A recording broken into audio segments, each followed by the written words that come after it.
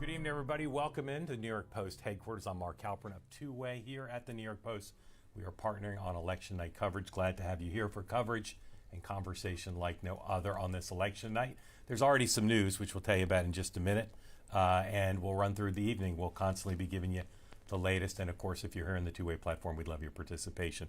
You can always have your hand up, and we'll get to lots of you throughout the evening as we spend a lot of time together. Here with me at the New York Post, our partners, Ricky Schlott and Lydia Moynihan. Ladies, thank you. Glad to be here. Good to be back. Thank you for hosting. Going to be a busy night. It is. Virginia.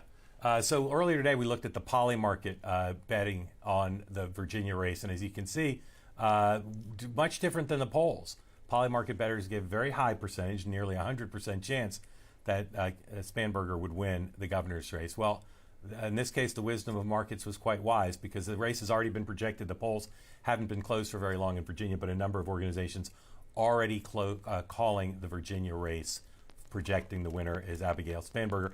And the Attorney General's race, which everybody's been closely watching, also, based on everything I've heard from folks and everything I've seen, suggests the Democrat may be carried through because of the coattails of Spanberger in an age where there's not that much ticket splitting. There'll be some between the governor's race and the Attorney General, but Democrats are feeling pretty good there. And in general, from what I've heard, Democrats are feeling pretty good. And if you look at the exit polls, wink, wink, nod, nod from those reporting them, in New York, Mondami, based on the exit polls, where 1 in 4 voters say they're a socialist here in New York City.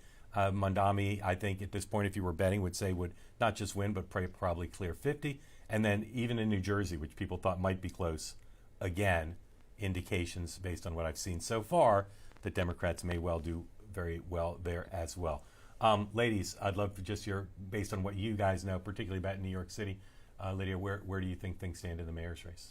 Look, obviously a lot of optimism coming from the Cuomo camp in the final hours and days, and there was that Atlas poll showing that it was tightening dramatically with Cuomo having a 4-point lead.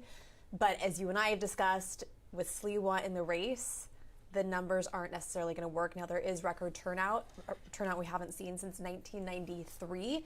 So obviously a lot of hope that maybe that's enough to boost Cuomo, because the thinking is there's only going to be so many people who vote for Mamdani, whether that's a 40, could be 50%, and that's the big question.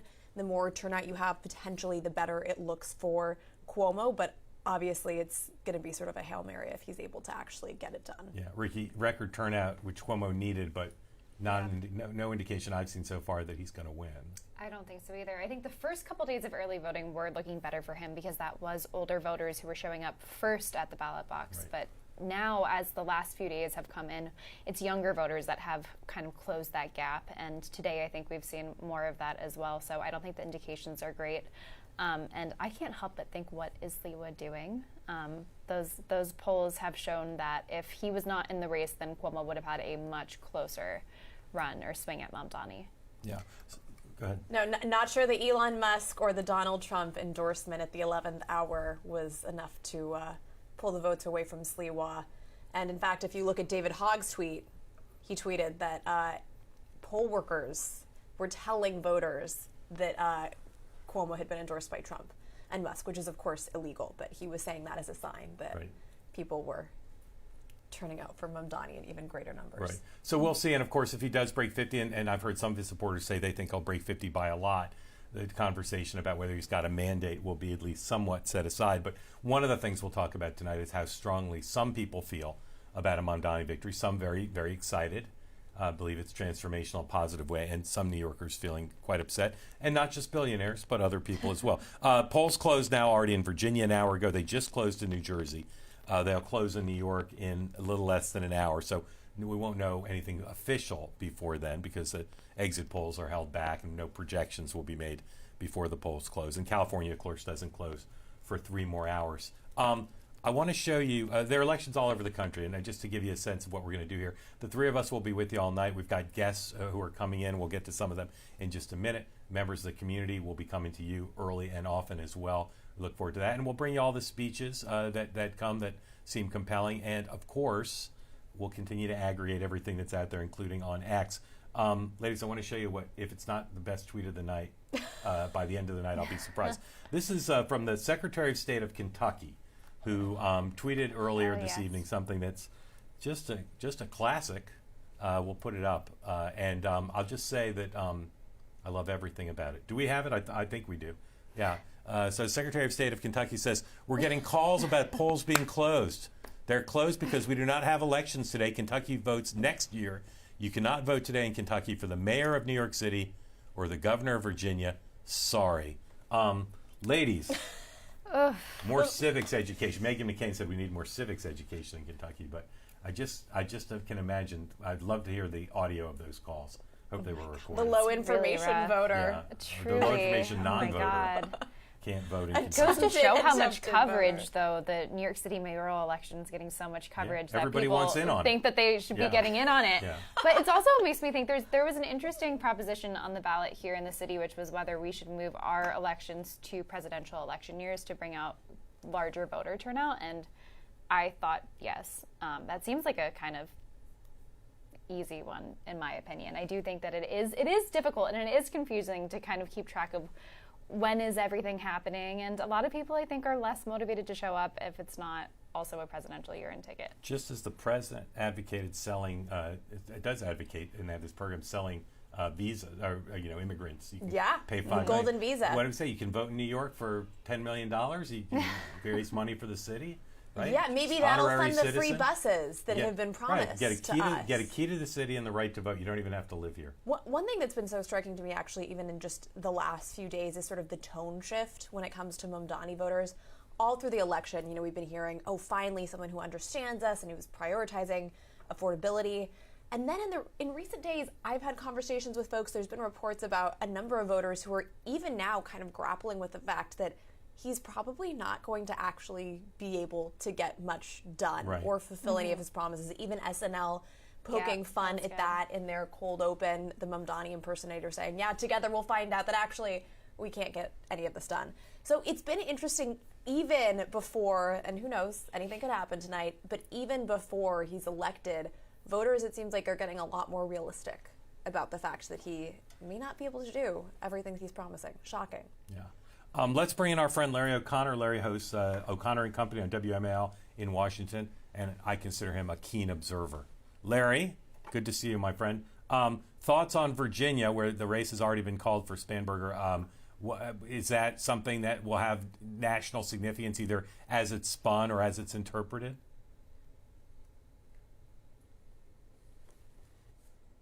In Jersey traffic. Hold on, I can't hear Larry. Either. Hold on. Larry. I'm sorry. There you go. All right, Larry, that was your fault. my Larry, don't mess with us like that. Yeah. All right, Larry, let's start again. In 3, 2, 1. Abigail Spanberger ran against Donald Trump. She wanted to make this all about Donald Trump. And so, of course, the national media will see this as a repudiation of Donald Trump. Let's see what the margin is. You know the history, Mark, better than anybody. Oftentimes, the candidate who is of the opposite party of the president, who just won last year, does very well in Virginia. Terry McAuliffe actually was the outlier after Barack Obama's reelection. Glenn Youngkin pulled one out 4 years ago as a Republican, first Republican since Bob McDonnell.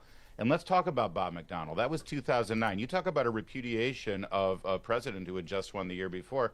It was Barack Obama. Do you remember how big that margin was? I had to remind myself. 58.6% to 41.25. And that was when Virginia was, turning blue, and they were still swept up in Obama fever. So they're going to want to make this a national referendum on Trump. They will do their best to do it. They may be right to a certain extent, but I don't see it as groundbreaking as everyone thought it was going to be 6 months ago. Larry, how could it be that neither Donald Trump nor J.D. Vance campaigned in Virginia? There's certainly parts of Virginia where they would have been welcome. Yeah. And what does that say about their political potential for next year? Oh, I think it says more about the strained relationship with Winsome Sears. Winsome Sears came out for Ron DeSantis when he proclaimed, or when he threw himself into the candidacy. Even Glenn Youngkin didn't campaign with Donald Trump when he won 4 years ago. I mean, it's a Democrat state. He's not popular here. And even if you bring Trump in downstate, then you're going to hang Trump around the neck of the Republican candidate in Northern Virginia. So I don't see that as a repudiation or some sort of suggestion that they're not strong. All right, Larry, one more from me, then I'm going to turn you over to my colleagues. Let's say, as I suspect based on what I've heard, Spanberger also is joined by Cheryl, and Democrats win them both. I know historically that should happen. Yeah. But then what will the Republican Party's view be? Nothing to see here, or we have work to do? If they're smart, they'll say we have work to do. But they'll probably play nothing to see here. They'll say historically this is what always happens. And frankly, especially in New Jersey, they made it closer than anybody thought it would be. There are good signs for Republicans in New Jersey. I think we saw that in the last presidential election, and registration is still going. And let's not forget, again, I want to remind you, 6 months ago, these two were God's gift to American politics. They were the future of the Democrat Party, and both of them emerge here as flawed candidates and pretty bruised up. But the Republicans do have work to do, and they've got to get back to messaging. One thing I've noticed, other than Jack in New Jersey, all of the candidates, pretty much setting aside New York City, but in New Jersey and Virginia, all of the candidates really ran against someone or against something. They didn't spend a lot of time telling voters why they should come out and vote and support the candidate. And I think that's a problem. They didn't have a positive message. It was constantly just don't elect that person. That person's a problem. That's important, but you got to have something else to close the deal. Yeah, I'm curious. I mean, one of the talking points we've heard, at least from Republicans, is that the Democrats were hoping to keep the shutdown going past the election, and that maybe once the election is over, then finally there'll be agreement that we can reopen. And the thinking was that there's so many federal employees who've been furloughed or whatnot in Virginia that once that election is over, maybe there'll be more willingness to come to the table, since those frustrated voters were likely to turn out. Do you think that played any role in what happened today? Yeah, in the words of John Brennan, that rings true. Yeah, it does. And I think it did affect some voters. Not that they were angry at Trump and Republicans per se, and they took it out on Winsome Sears or the rest of the Republican ticket. There was just discontent, anger, annoyance, frustration. And I think it did serve to sort of turn the tide. The narrative was going the Republicans' way. After the Jay Jones text message, the disastrous debate performance by Abigail Spanberger and her inability to answer concisely and give a straight yes or no on some pretty fundamental issues, the numbers were moving big time. Shutdown happened, and suddenly the narrative changed, and that helped Abigail Spanberger in the end. And of the races that we have tonight, it seems like there aren't really any that are necessarily close calls, but are there any indications or one result that could be closer than the other that you think is the most illustrative of a trend across the country, or something that you're looking out for that you think could really indicate where the country as a whole is feeling? Well, we've got a close call in the Attorney General's race still here in 40% in, and it's basically 50-50 right now. And which would be remarkable. I can't remember when, maybe Mark would know this because he has an encyclopedic brain on this stuff, but I can't remember Virginia splitting the ticket on the statewide election. As the governor goes, the other two statewide seats go as well. It would be remarkable. I don't know if that's an indication of a national trend other than the anger and repulsion over violent rhetoric and demonizing your political opponent. One interesting thing, by the way, that I saw, Jason Miyares, the incumbent Republican Attorney General, who, by the way, if I could just pause for a second, backstory, let's go back a year ago.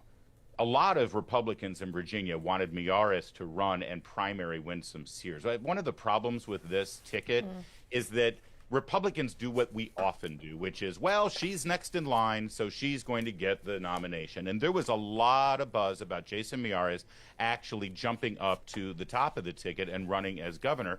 It would have been a messy primary, and ultimately, I don't know who the grown-ups were in the Republican Party who pulled everybody in and said, it's Winsome's turn, Jason, you're next. Jason would have been a very strong candidate, Jason Miyares, the Attorney General. I think that there is a repulsion over the vitriolic nature of our politics right now, and it really crystallizes in that race. Jason Miyares put out a video today as he was at polling places on his social media. Mark, you might be able to find it on Jason Miyares' X feed. He had a voter at a polling place who voted for Abigail Spanberger, but voted for for Attorney General. And he talked to him in a live video and said, he split his ticket, you can split your ticket too, which I found to be a remarkable thing to do on election day. Yeah, it was incredible, and it seemed almost like they wanted to pretend it was by chance, but that was their, if he's got a chance to win, that's going to be the message. They clearly knew the governor's race was not going to be close, and again, for a projection, I wonder if he had done that a week quickly. ago. Yeah. Mark, I'm sure he, it would have been a tough thing for him to do. I guess done that a week ago. I am curious too. I mean, you touched on this earlier, but I mean, the Jay Jones commentary and texts were so horrendous, and it was very interesting to see that Democrats danced around it.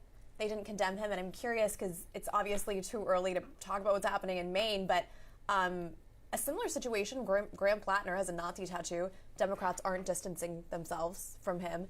So clearly there hasn't been any sort of repercussions for Abigail Spanberger in continuing to support Jay Jones.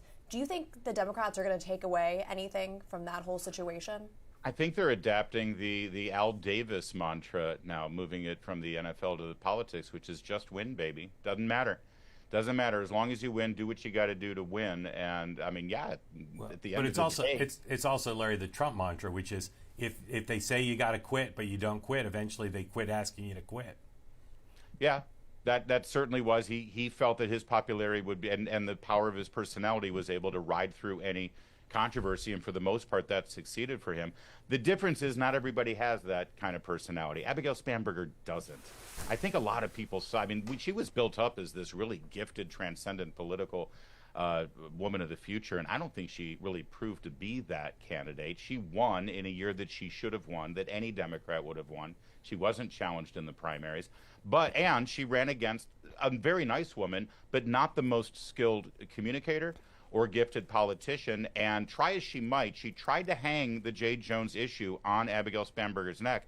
She did a good job, but then she didn't have a follow-up message.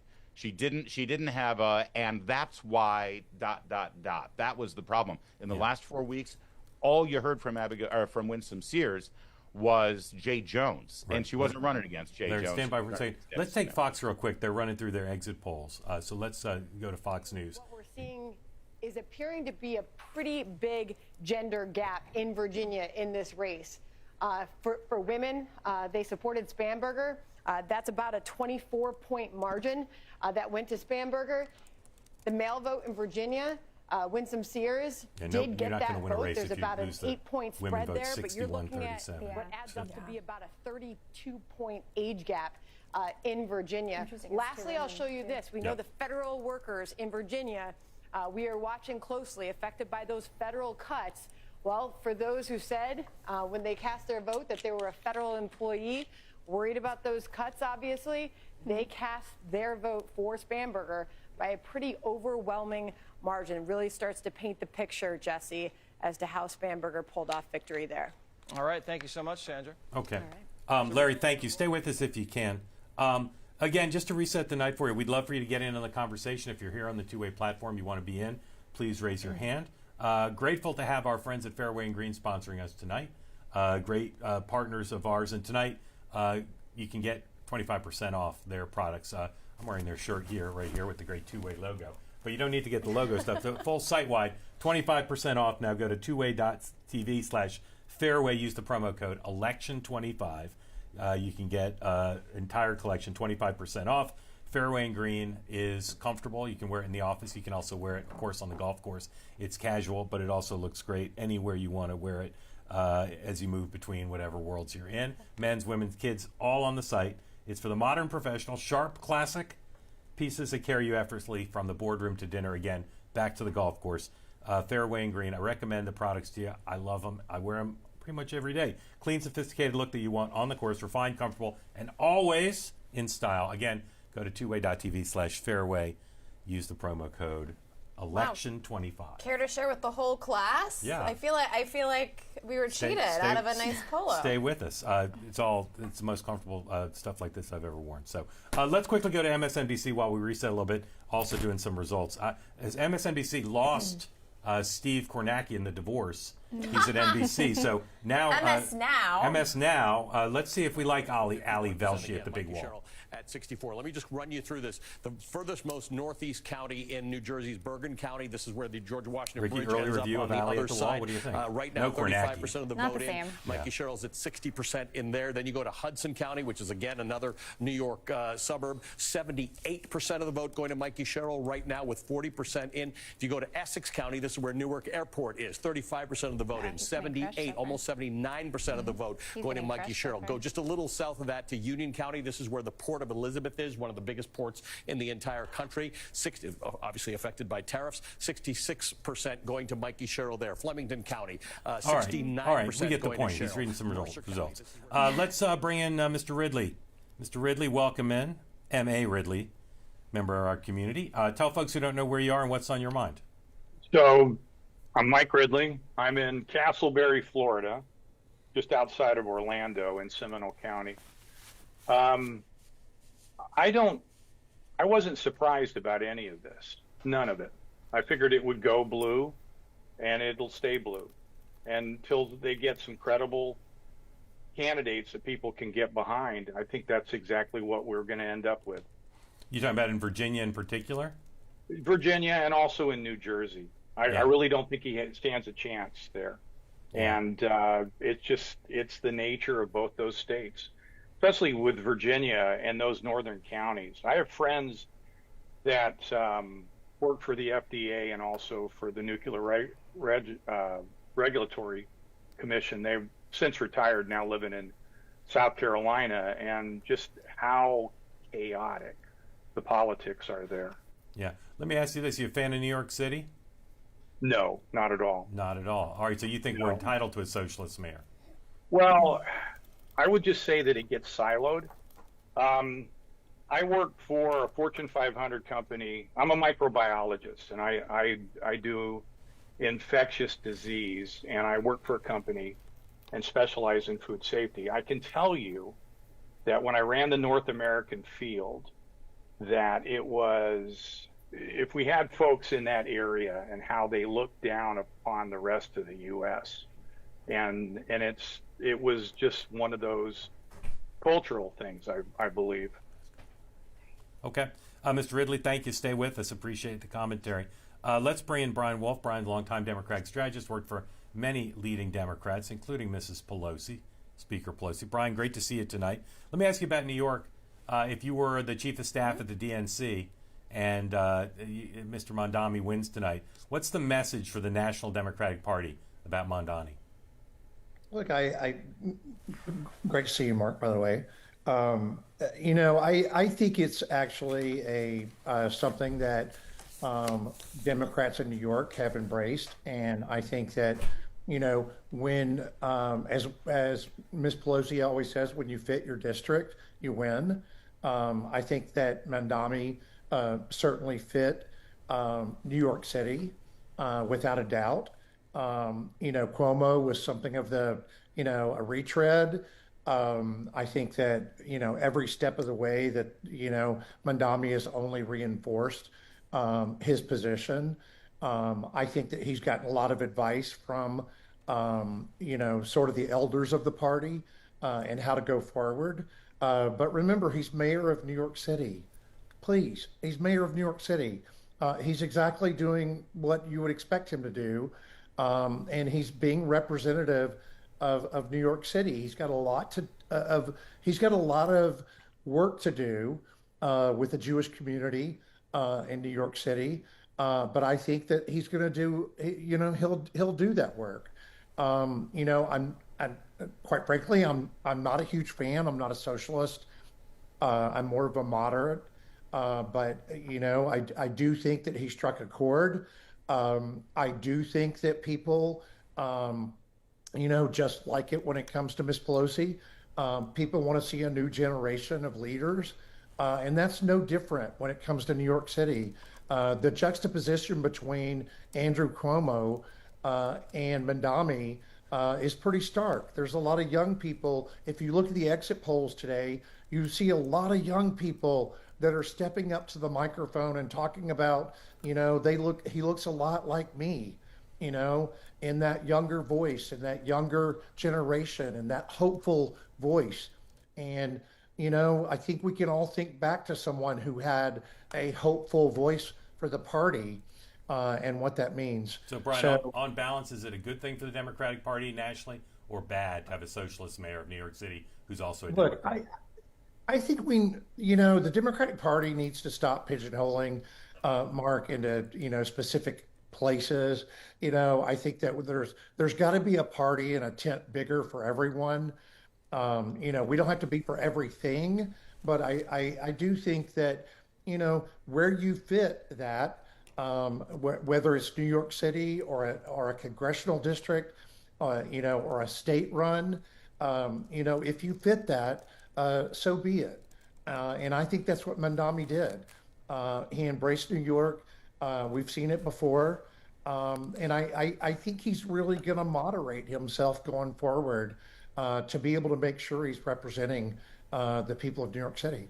Well, that was what I was going to ask you. Do you think that these indications are, so far he's taken some meetings recently with business leaders, and it seems to be that perhaps if he gets elected, he will moderate. Although if he has a resounding victory, do you think he'll take that as a mandate to go forth with some of his most radical proposals? How do you anticipate this actually panning out in practice?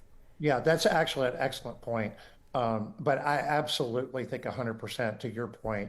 I think he is absolutely going to do the outreach necessary, and I think he's going to prove to be an effective mayor by reaching out and reaching out beyond where that socialist mantra might have him right now. But that's what got him elected. But I think there's a lot of work for him to do going forward, and I think that's exactly what President Obama said about him. Is he needs to do exactly just that.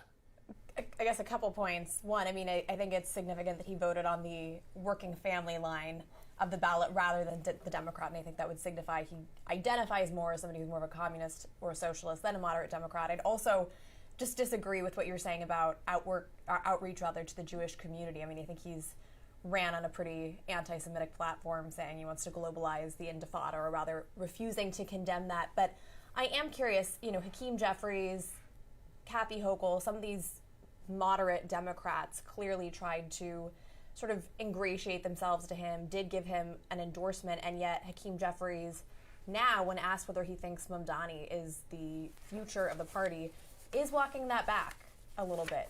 What do you think that means? Yeah, I really liked your point, because I really think he's going to have that work to do. Exactly what you Do you think he's going to do it? Or if he wins, do you think he's going to say, look, I said all these anti-Semitic things and I still got elected? Yeah, I think he's really going to need to do that. I think that's an excellent point you make. I think he's really going to need to prove that, right? And we don't know what future he might have, beyond this election. But if he's thinking about his future, he's going to really need to be representative of all of New York City, not pockets of New York City. And that's exactly what Hakeem Jeffries, the point he made. And, I think Governor Hochul has been very what do you call it? She's been sort of in this big sister role, whether she's provided him with a lot of advice, and I think that folks are really going to try to step in and do that. But New York City mayor is not the end for him. He's of course going to want to parlay that in the future. How he does that really is going to depend on what he does in this next 90 to 100 days going forward, and what kind of tone does he set for the city of New York. Yeah, all right, Brian, stand by. Larry's still with us. Thomas, welcome in. Tell folks who don't know where you are what's on your mind for everybody here. Thank you. I live on Staten Island for over 50 years. I worked on Wall Street for 25 years. First of all, this guy's just saying everything's going to be for free. Kathy Hochul already said that's impossible. He has no experience. I don't think he can run a deli. Number two, this is the worst of all. He gave that story about his auntie when he almost cried, making up a story about 9/11, lying right there. When I have an aunt who lost a husband, I have an aunt who lost her son from 9/11, and that piece of crap wants to get on here and say how bad his aunt had wearing a hijab. Thomas, who'd you vote for? Who'd you vote Why for? do you want somebody who's a liar in charge? Thomas, look what they're doing in Dearborn, Michigan. They're spitting on the women of the U.S. This is what we want here in New York. Thomas, who did you vote for in this election? I'm sorry? Who did you vote for in the election? Obviously, the only New Yorker left, Cuomo. And if Sliwa would have dropped out and just backed them as a New Yorker, we would have a New Yorker in there instead of somebody who we listen to them in Dearborn chant death to America. They want to take over the world. We've seen what they've done in London. We've seen what they've done in the UK. Women are not safe. And we want that here. And don't give me this. I'm not against Muslims. I love Muslims. But the Islams do not get along with American culture. Thomas, assuming Thomas, assuming we're going to hear that crap. Thomas, assuming Mondami wins, how would you explain why he won? He won because he promised free crap he can't deliver. He's got no experience running anything. His mother said he's not an American. His dad says it's okay for martyrdom. Seriously, this is what you want? Somebody who's okay with kids blowing themselves up to kill others? This is America? Thomas, thank you. Larry, this city's going to face a lot of conversation like that. How would you project forward to what Mondami's chances are of governing the whole city if he does win? Well, I think it's fair to say Tom speaks for millions actually watching this transpire. And he did. He won on the student council president promising, free pizza on Fridays and cookies for dessert, and then once he gets in office, he can't do it. And then there's going to be anger. I think the way he tries to lead is to continue the PR marketing campaign. He is a product of a great team of people who can sell you anything, even socialism, even globalized to jihad. But if you've got really cool TikTok videos and he's got a super charming smile, you can sell it. And I think that's what this is going to be. He's going to run into the buzzsaw of the real limits of the mayor's office. All the thing, we need to raise. Larry, let me interrupt you for a sec, just because Decision Desk HQ, which is this relatively new outfit that runs a very aggressive decision desk. They're the first to project a winner in that Virginia Attorney General race, where Jay Jones, who sent those threatening texts, was going to run behind the top of the tape, but they're projecting he's going to win. Well, I've been watching the numbers. We'll see what others do, but they're the first to project it. They're aggressive, but they're usually not. I haven't seen them be wrong very often. Yeah. Well, interestingly, Mark, one thing that was reported in some of the exit polling is that 90% of Democrats in Virginia who voted today say it wasn't at all a concern that Jay Jones had sent those text messages saying that he wants to fantasizes about murdering children of a colleague. So I don't know what that says. That's alarming, though. Yeah. We're expecting Spanberger to speak soon. We'll take that when she does, just to see. And as Larry said, she did not run a very good race. She may well end up winning easily. And perhaps if she's a successful governor, people will go back to talking about her as a potential vice presidential candidate or even presidential candidate. Virginia governors, only ones in the country that can only serve 1 4-year term, at least consecutively. And so she'll be thinking at least potentially about a new job just after she wins. And I think she's about to speak. So we'll be ready to take that, and we'll go to that when it happens. Brian, I'm just wondering what you think. I heard what you said about Mondani. He's not the whole party. But would you expect there to be a roiling debate within the Democratic Party, at least within New York City, about what it means that, for instance, the state party Democratic chair didn't endorse him, Senator Schumer didn't endorse him? Well, as I said, I think the exact words that President Obama used. He has a lot of work to do, but I think anyone that takes office and is new has a lot of work to do. I'm not a Mandami supporter. I'm not a New Yorker though, but I think there's plenty of room for him, and I think there's plenty of room for him to sort of right the ship of an election. We all know that campaigns are just campaigns. And then when you get to actually governing, that's a very different thing. I really don't think that tonight is going to be that much of, I was listening to what Larry said earlier. I really don't think tonight's going to be that much of a surprise in any race. This is going to be a referendum on Donald Trump. People can say that it's not, or that it absolutely 100% is. This is a foreshadowing of the midterm election in 2026. This is absolutely a foreshadowing of what's to take place there. And they were never going to tip their hand on any of these races right now to participate in them because they knew they would have lost. So every one of them, Mikey Sherrill, by the way, 100%, by the way, incredible member of Congress, by the way, has always been a leader in New Jersey. Let me stop you. I know Abigail Spanberger. Brian, hold on. I know Larry's desperate to get in, but let's go to the Spanberger event and just watch at least the top of what she says.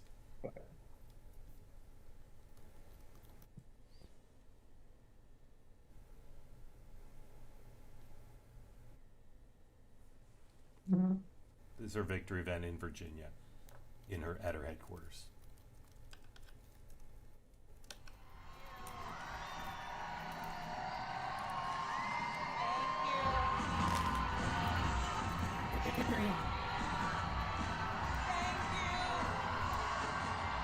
The best I've ever heard her also.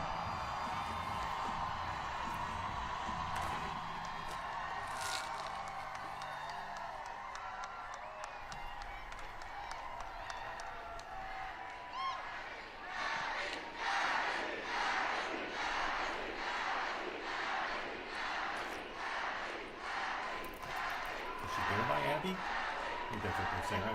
Yeah. Saying, let's go, Brandon. What are they saying? That's what I heard. Tax the rich. Thank you. Thank you. All right, if she starts by thanking everyone she knows, we'll come back. Thank you all so much.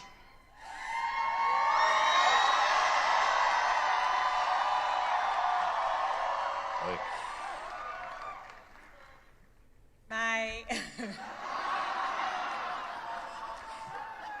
my fellow Virginians,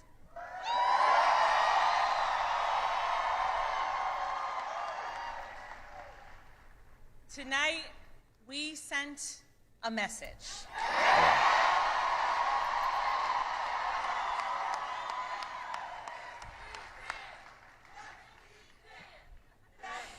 We sent a message to every corner of the Commonwealth, a message to our neighbors and our fellow Americans across the country. We sent a message to the whole world that in 2025, Virginia chose pragmatism over partisanship. We chose our Commonwealth over chaos.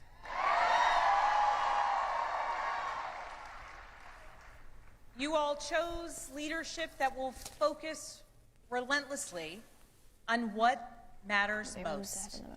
Lowering costs, keeping our communities safe, and strengthening our economy for every Virginian.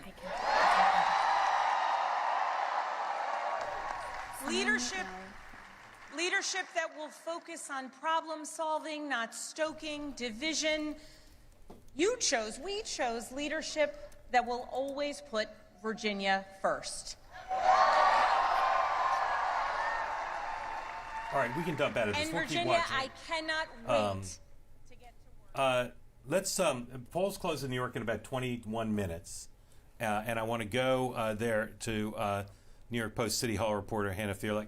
Hannah, you there? Hannah, yeah. Hi, guys. Tell us as the convention goes. Tell us what the mood is and what you're learning while we wait for the results. Yeah, well, the mood is that it's mostly reporters here right now. They're not really letting supporters in until campaign people, Zoran supporters, canvassers. They're not going to be here until about 9. So right now we have a ton of journalists all in the background. You can see.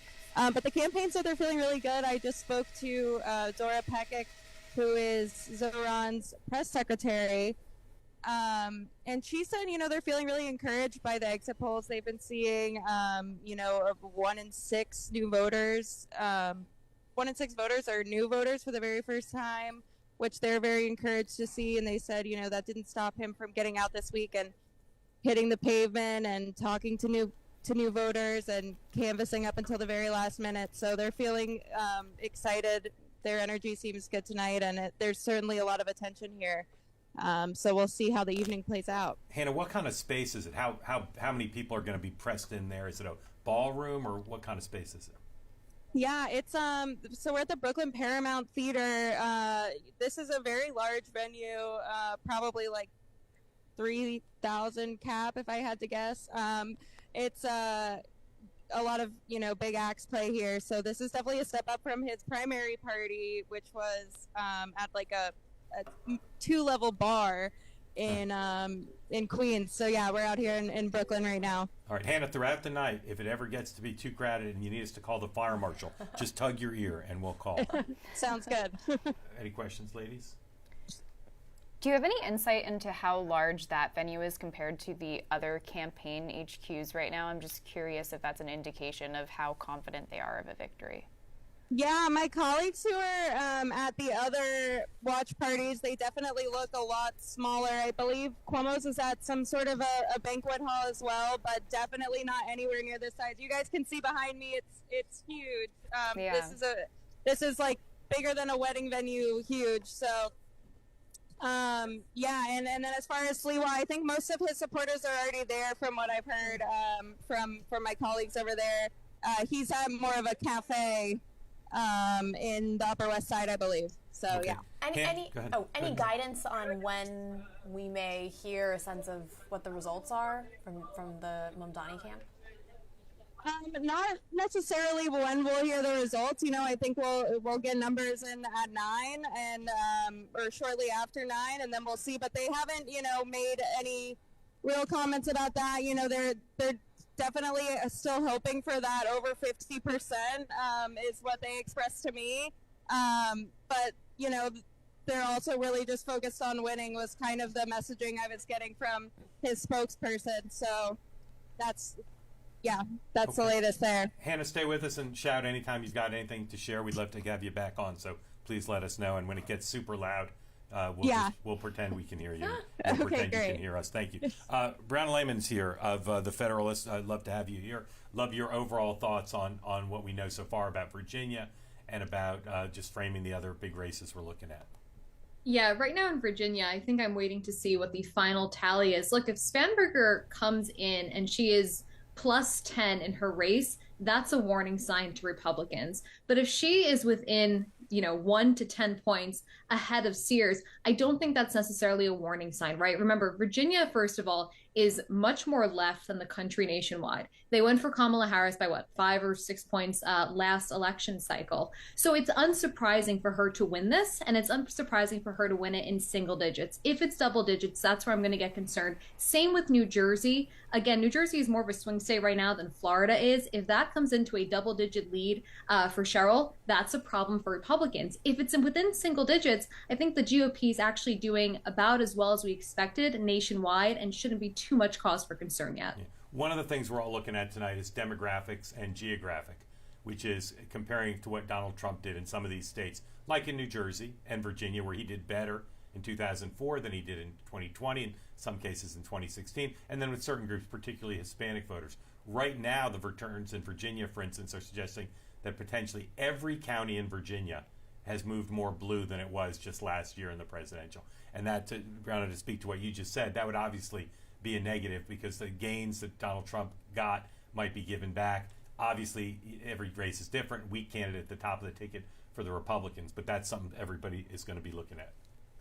Yeah, and I think actually another race in Virginia, or all races, all the House of Delegates, I believe every single seat is up. So I think looking at that, right now they're only Republicans are down maybe 4 or 5 seats in the House of Delegates. If we see large pickups from Democrats at a statewide level in such a large swath, I think that's also a better indicator of where Republicans should be looking for 2026, right? If Democrats are able to flip, Trump favored seats in Virginia, and Republicans are not able to pick up seats or at least retain the seats they have now, that's another indicator that Republicans are not doing as well as they should be. So maybe House of Delegates is a better way to look at Virginia. All right, so here may be the first big Trump spin of the evening, or Team Trump.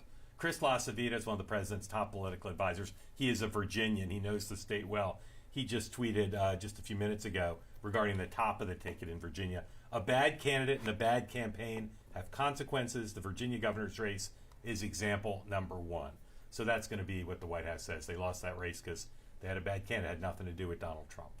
Larry? Yeah, I mean, listen, it should be noteworthy that Trump actually performed better in Virginia last year than Winsome Sears is performing in Virginia tonight.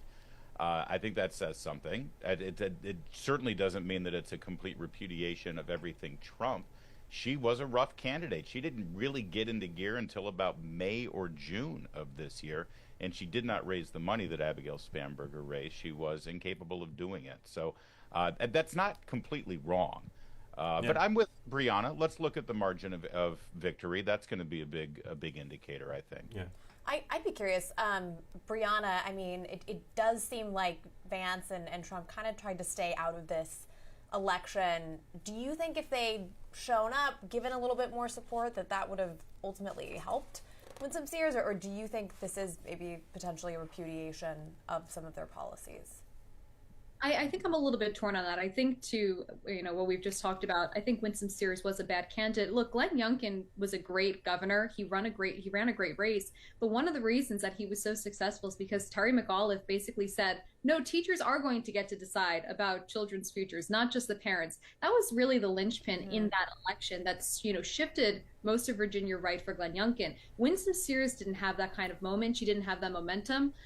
She didn't have the fundraising skills that Spanberger had. As for Donald Trump, look, I think on the one hand, you could argue that when Donald Trump is on the ballot, Republicans have a higher propensity to turn out, right? Republicans are really bad at turning out in off-year election cycle. So when Donald Trump is on the ballot, we see them come out. That being said, there also is the fact that Virginia, especially Northern Virginia, is a dormitory for left-wing, law firms, organizations, advocacy groups. So you expect them to repudiate Donald Trump in this election. Can I just quickly follow, because Brianna's so right about that, but it also goes to how gifted a politician Youngkin is, or the opposite for Winsome Sears. Because yes, Youngkin had that great moment with Terry McAuliffe, but then he didn't make it about Terry McAuliffe. He made it about us. He made it about voters. He turned it right around and talked to us and said, Terry McAuliffe doesn't think you have a right to say what happens with your child's education. Winsome Sears kept playing on the Jay Jones issue, which fell right into her lap, but she made it about Abigail Spanberger and a question of her character, which is fair, but she never made it about the voters. She never was able to pivot and say, and think of how she's going to treat you. If she's okay with Jay Jones, what does that say about you, Virginians? She never did that, and that's the difference. Let's bring in Ira, speaking of voters. Ira, tell folks who don't know where you are what's on your mind for the giant group we have assembled here. Hey, how are you? I'm Ira Savetsky. I live on the Upper East Side, and it's pretty shocking that we're at this point where we have a candidate who basically 10 years ago, a single photo that was controversial or one out of maybe 50 tweets that he had posted would have immediately disqualified him from being a mayoral candidate in this great city. And it's kind of a reflection on the younger generation where the more sort of radical and anti-Trump you are, the more they're gonna elevate you. They also love this guy because he's basically has no experience, barely worked a job, and now he's going to be the CEO of a company, Ira, the greatest Ira, city. who did you support in the race? Well, I supported Andrew Cuomo because there was no other option in the sense of a candidate that can beat him. Yeah. Cuomo. I want to ask you the same question I'm going to ask a lot of folks who are expressing disappointment. You know the city. Many of your neighbors obviously voted for Mamdani. Assuming he wins and perhaps wins big, how would you explain how he won? Well, he won because of his, he's charismatic. He speaks well, and he, wants to give everything away for free. I think that there weren't a lot of great candidates in this race. I think if we had a better candidate than Andrew Cuomo, I think it shouldn't have even been close. I think Cuomo is a bit of a flawed candidate, as many of us could recognize. But having said that, he's more than qualified to do a great job to run the city. Yeah. How much do you think Mamdani's victory is due to the fact that the alternatives were, in a lot of people's eyes, compromised candidates? I think a lot of it has to do with it, but I also think that right now the Democratic Party, the more you're going to prove to everyone that you're going to fight against Donald Trump, the more popular you are. And I think that's really the biggest thing. Who's going to stand up against the evil Donald Trump, which is so ridiculous because the last thing you want is for the mayor of New York City to be not on good terms with the president of the United States. So I think that is just a horrible playbook. And if he becomes mayor, we're going to be certainly facing the consequences of that. Sorry, go ahead. And do you think that Trump's threats about federal funding for New York City worked to Mamdani's benefit at all in a kind of unexpected way? I think anything that Trump says negative against Mamdani is going to get his base motivated to vote for him 100%. Yeah. Ira, stay with us if you can, because I want to pick up on a point you made with Mark Cunningham, the editorial page editor at The Post, about coverage. The Post covered Mamdani extensively and really aggressively, and every time there was a controversy, The Post gave its readers a sense of what he'd said, put it in context. The place it didn't was the New York Post. So Mark Cunningham, I'd love for you to respond to that. New York Times, rather. I'd love for you to respond to the role that the Times' lack of scrutiny of Mamdani. They just wrote glowing feature after glowing feature. How significant was that, and what are the implications of that? I'm really not sure how much the Times matters in this city anymore. They don't endorse in local races. They barely cover the city at all, as far as I'm concerned. Their readers are going to vote the way they're going to vote anyway. The Times is more of a, reinforcing their prejudices sort of thing now. The coverage was disgraceful, but what determined this race was that Mamdani won the Democratic primary. This is a Democratic city. He was almost guaranteed to win once he had that nomination. Andrew Cuomo carried a lot of baggage and yet is still getting 30, 40% of the vote. Slee was another 10, 15%. Mamdani may not get a majority, which is really remarkable for the Democrat in this city. And tells you something. Overall, it's kind of the Democratic establishment's looking pretty good tonight. Spanberger's establishment, Mickey Sherrill's establishment. Citarelli is probably going to come closer than Winston Sears because he's a much better candidate. New Jersey is a different state. It's going to be interesting. But if part of this is the competition between the centrist Democrats and the far left Democrats, the centrists are looking pretty good tonight. Mamdani will win, but and he'll be considered, to be, hope and change, blah blah blah. But it's hard to make the case that that's the formula that Democrats nationally should follow. Right. Mark, do you think there's a chance that with New Yorkers who didn't vote for him, he'll have any honeymoon or much of a honeymoon as he takes office? It depends on what he does. He can earn a honeymoon. He can rise to the occasion. I don't see it in him. I kind of think he's, a grin in an empty suit. But he could surprise us. He could work out some deal where he convinces Police Commissioner Jessica Tisch to stay on and pins down his weakest flank, which is crime. We'll see. Okay. He could rise to the occasion. Ed Koch rose in stature as mayor. Rudy Giuliani did. Bill de Blasio didn't. David Dinkins didn't. And, it remains to be seen what Mamdani can actually deliver. Brianna, I think I know the answer to this, but what will the national conservative press do in covering Mamdani if he does win and if he's mayor? Will it be regular daily coverage of attempt to implement socialist policies, or will that be more episodic, do you think? I think it'll be episodic because, again, there's a lot of stories going on. There will be a lot of, oh my God, look at what this guy is doing, he's terrible. If he comes in and his results are bad, he's going to get more coverage. If he manages in a sort of middle of the road kind of way, there'll be less coverage. People report based on what's actually going on. Is this interesting? Is it a disaster? Is it boring? Brianna, same question to you. Yeah, I would probably argue that it's going to be episodic, to use your word. I'd say the bigger question is, what are Republicans going to do? Axios last week said Republicans had a great strategy for 2026, and that is to make Mamdani the face of their 2026 campaign, as if beating that socialism is bad drum just one more time is going to change things. It didn't change it for AOC, didn't change it for the squad, and it clearly hasn't changed it for Mamdani. So I'm more concerned with Republican strategy going into 2026 if Mamdani is part of this massive socialist wave we're seeing. I predict the White House will every day do a press release like Goofus and Gallant from Highlights. Here's what Mamdani did today. Here's what Trump did today. Right, and that's a losing strategy. You actually have to stand for something. You have to show people you're delivering for them. Yeah. You can't be against when you're the people who are holding power. That's a guaranteed way to lose power, to lose the House. All right, is your name pronounced Khaki?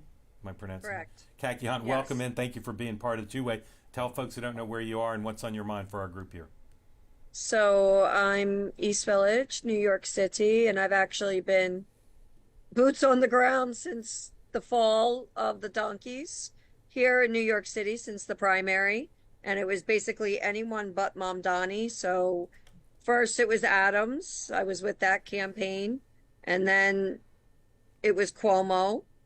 And then I realized, after the debate and Cuomo just tanked it, Sliwa swelled. And actually, I do like Sliwa. And the news, the media, I don't know where they went.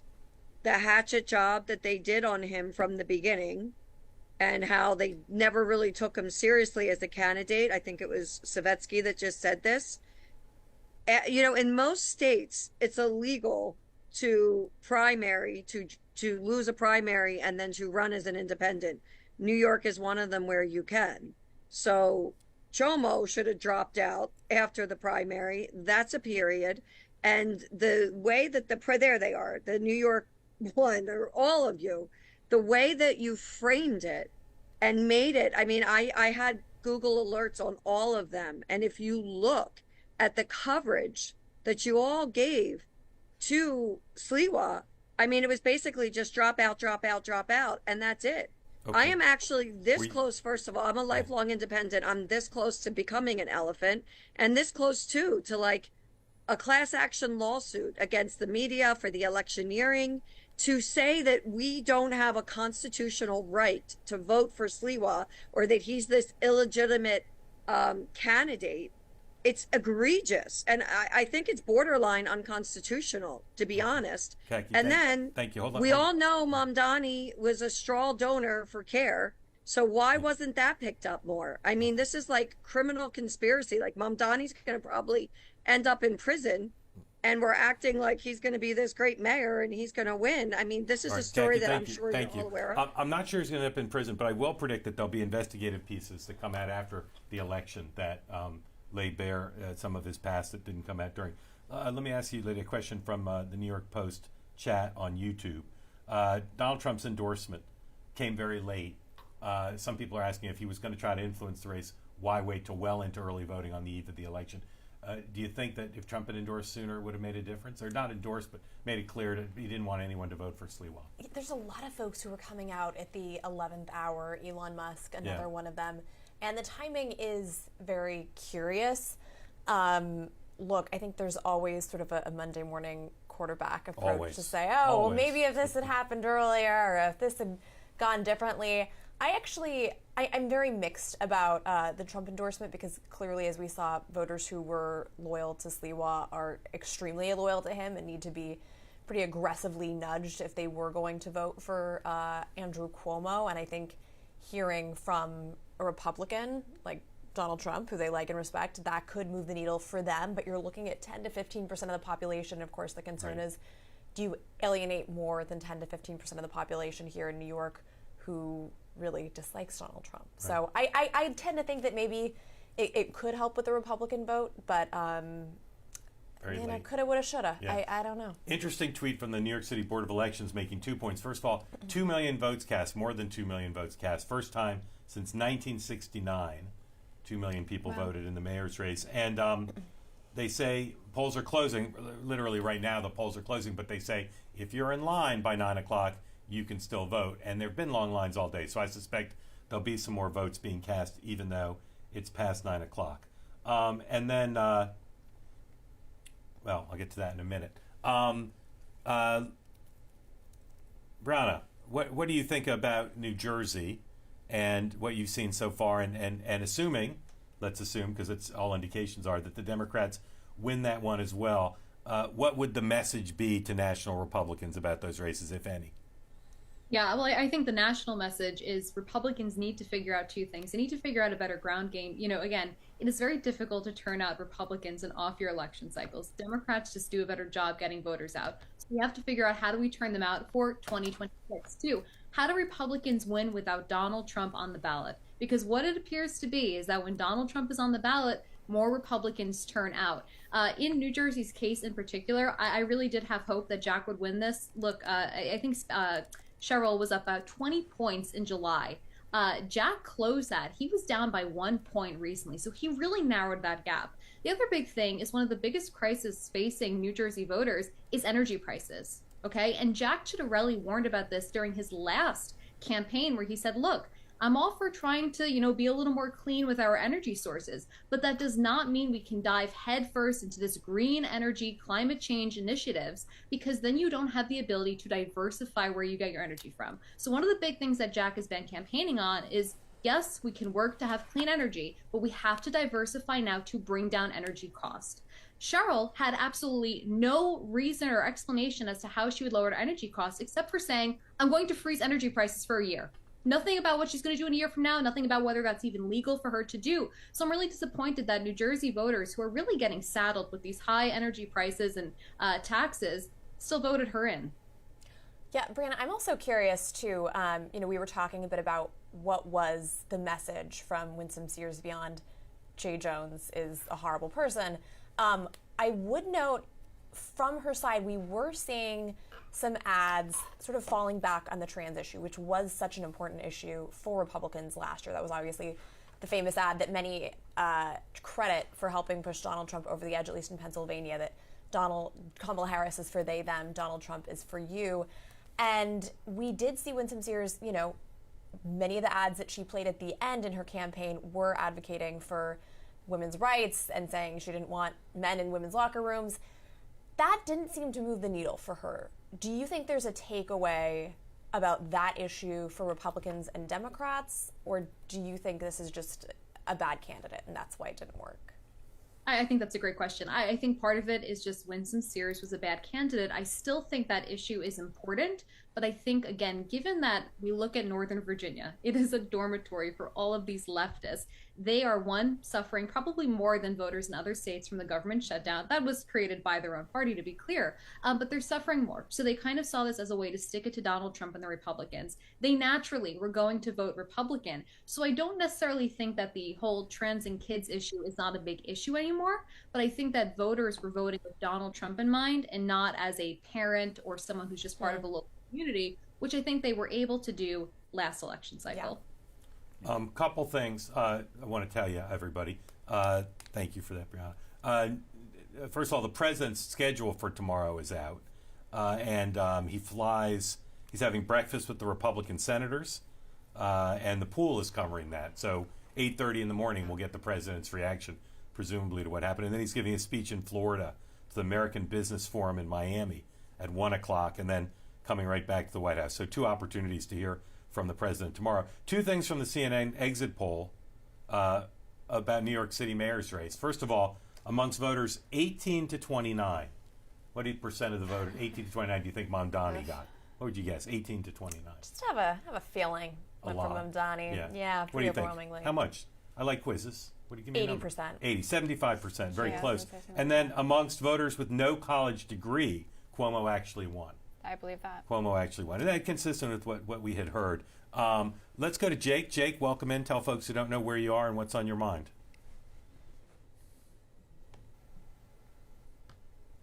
Hi. My name's Jake. I am in Astoria.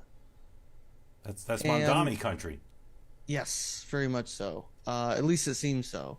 What I'm most interested in this race, not necessarily for Mamdani the figure in New York, but Mamdani the figure, as a Democrat, but kind of running against the Democratic establishment. So it seems. I want to get your thoughts on, Mamdani's success so far, because to me, intuitively, it feels like he's just not an establishment Democrat. Like, New York is a Democratic city. Yeah.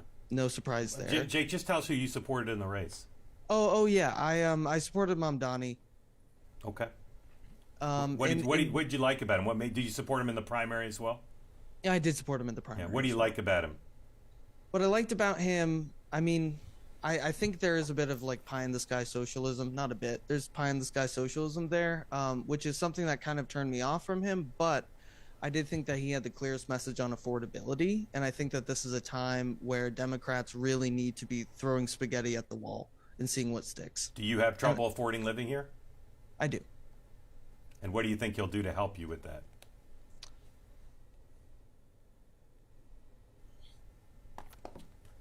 I don't know materially, to be very honest. However, I can't say the same for Cuomo, and I can say the same for Cuomo, and I can say the same for Sliwa.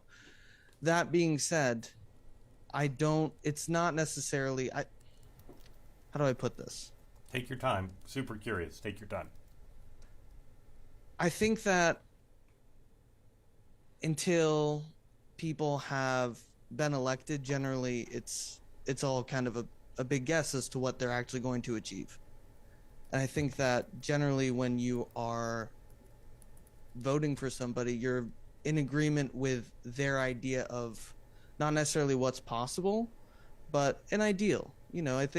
I'm coming at it from, I don't think that anybody has a plan that seems like it's definitely going to work out. I know New York is an incredibly difficult city to govern. And I think that Mamdani is going to have a difficult time governing it. That being said, I think that he is somebody that's speaking to the moment in an interesting way. And I think that his passion, I'm interested to see where this passion kind of goes as a governor, or not a governor, a mayor. Yeah. Is there a type of Democrat that could have run against him in the primary that you would have been open to that was not represented in the actual primary? Yeah, I'm open to Democratic establishment figures running. I think that Cuomo is a bad candidate because of his baggage. I don't think he's a bad candidate because he's Democratic establishment. I'm open to really like generic Democrat, to be very honest. I tend towards the left of the party, but at this point, we need somebody that can govern. We need somebody that doesn't have the baggage and has a decent amount of, public opinion behind them. I think we need people to buy into the city. I'm curious, obviously the Post covered a lot of concerns about Mamdani. Was there anything that you heard about his lack of a record, comments that he'd made, that gave you any qualms about voting for him? So, how do I say this? So, yeah, definitely. I went to Oberlin College. I'm really well acquainted with the hyper-left kind of echo chamber that people can fall into easily. Probably not the best idea to say globalize the Intifada. That being said, or not probably not the best idea. That was a bad idea. That being said, I do worry about his affinity to far left causes. I think that makes governing really difficult. It's not something that I disagree with, but I do think that being somebody so far to the edge of the party makes building consensus really difficult in a time where we need to broaden the tent. Brianna, do you have a question for Jake? You don't have to. Actually, I do. I think it's really interesting, Jake, because I assume we're probably around the same age, late 20s. And you say that you don't necessarily know what Mamdani will do to lower costs, but you do struggle to live in New York City. You know, Andrew Cuomo obviously has a track record of being governor, and I'm not going to sit here and say that he brought costs down for all of New Yorkers, but he did have tangible plans that did seem to help Black and Hispanic New Yorkers when he was in office. Was that not enough tangible proof for you to possibly consider him? No, it wasn't. I lived in Westchester County. I grew up very poor. Lived next to a halfway house. I saw the kind of struggle that, you know, most people are familiar with. And I lived under Cuomo for that. I don't begrudge Cuomo because of this. I think halfway houses exist everywhere. They exist in California as much as they exist in Ohio, as much as they exist in New York.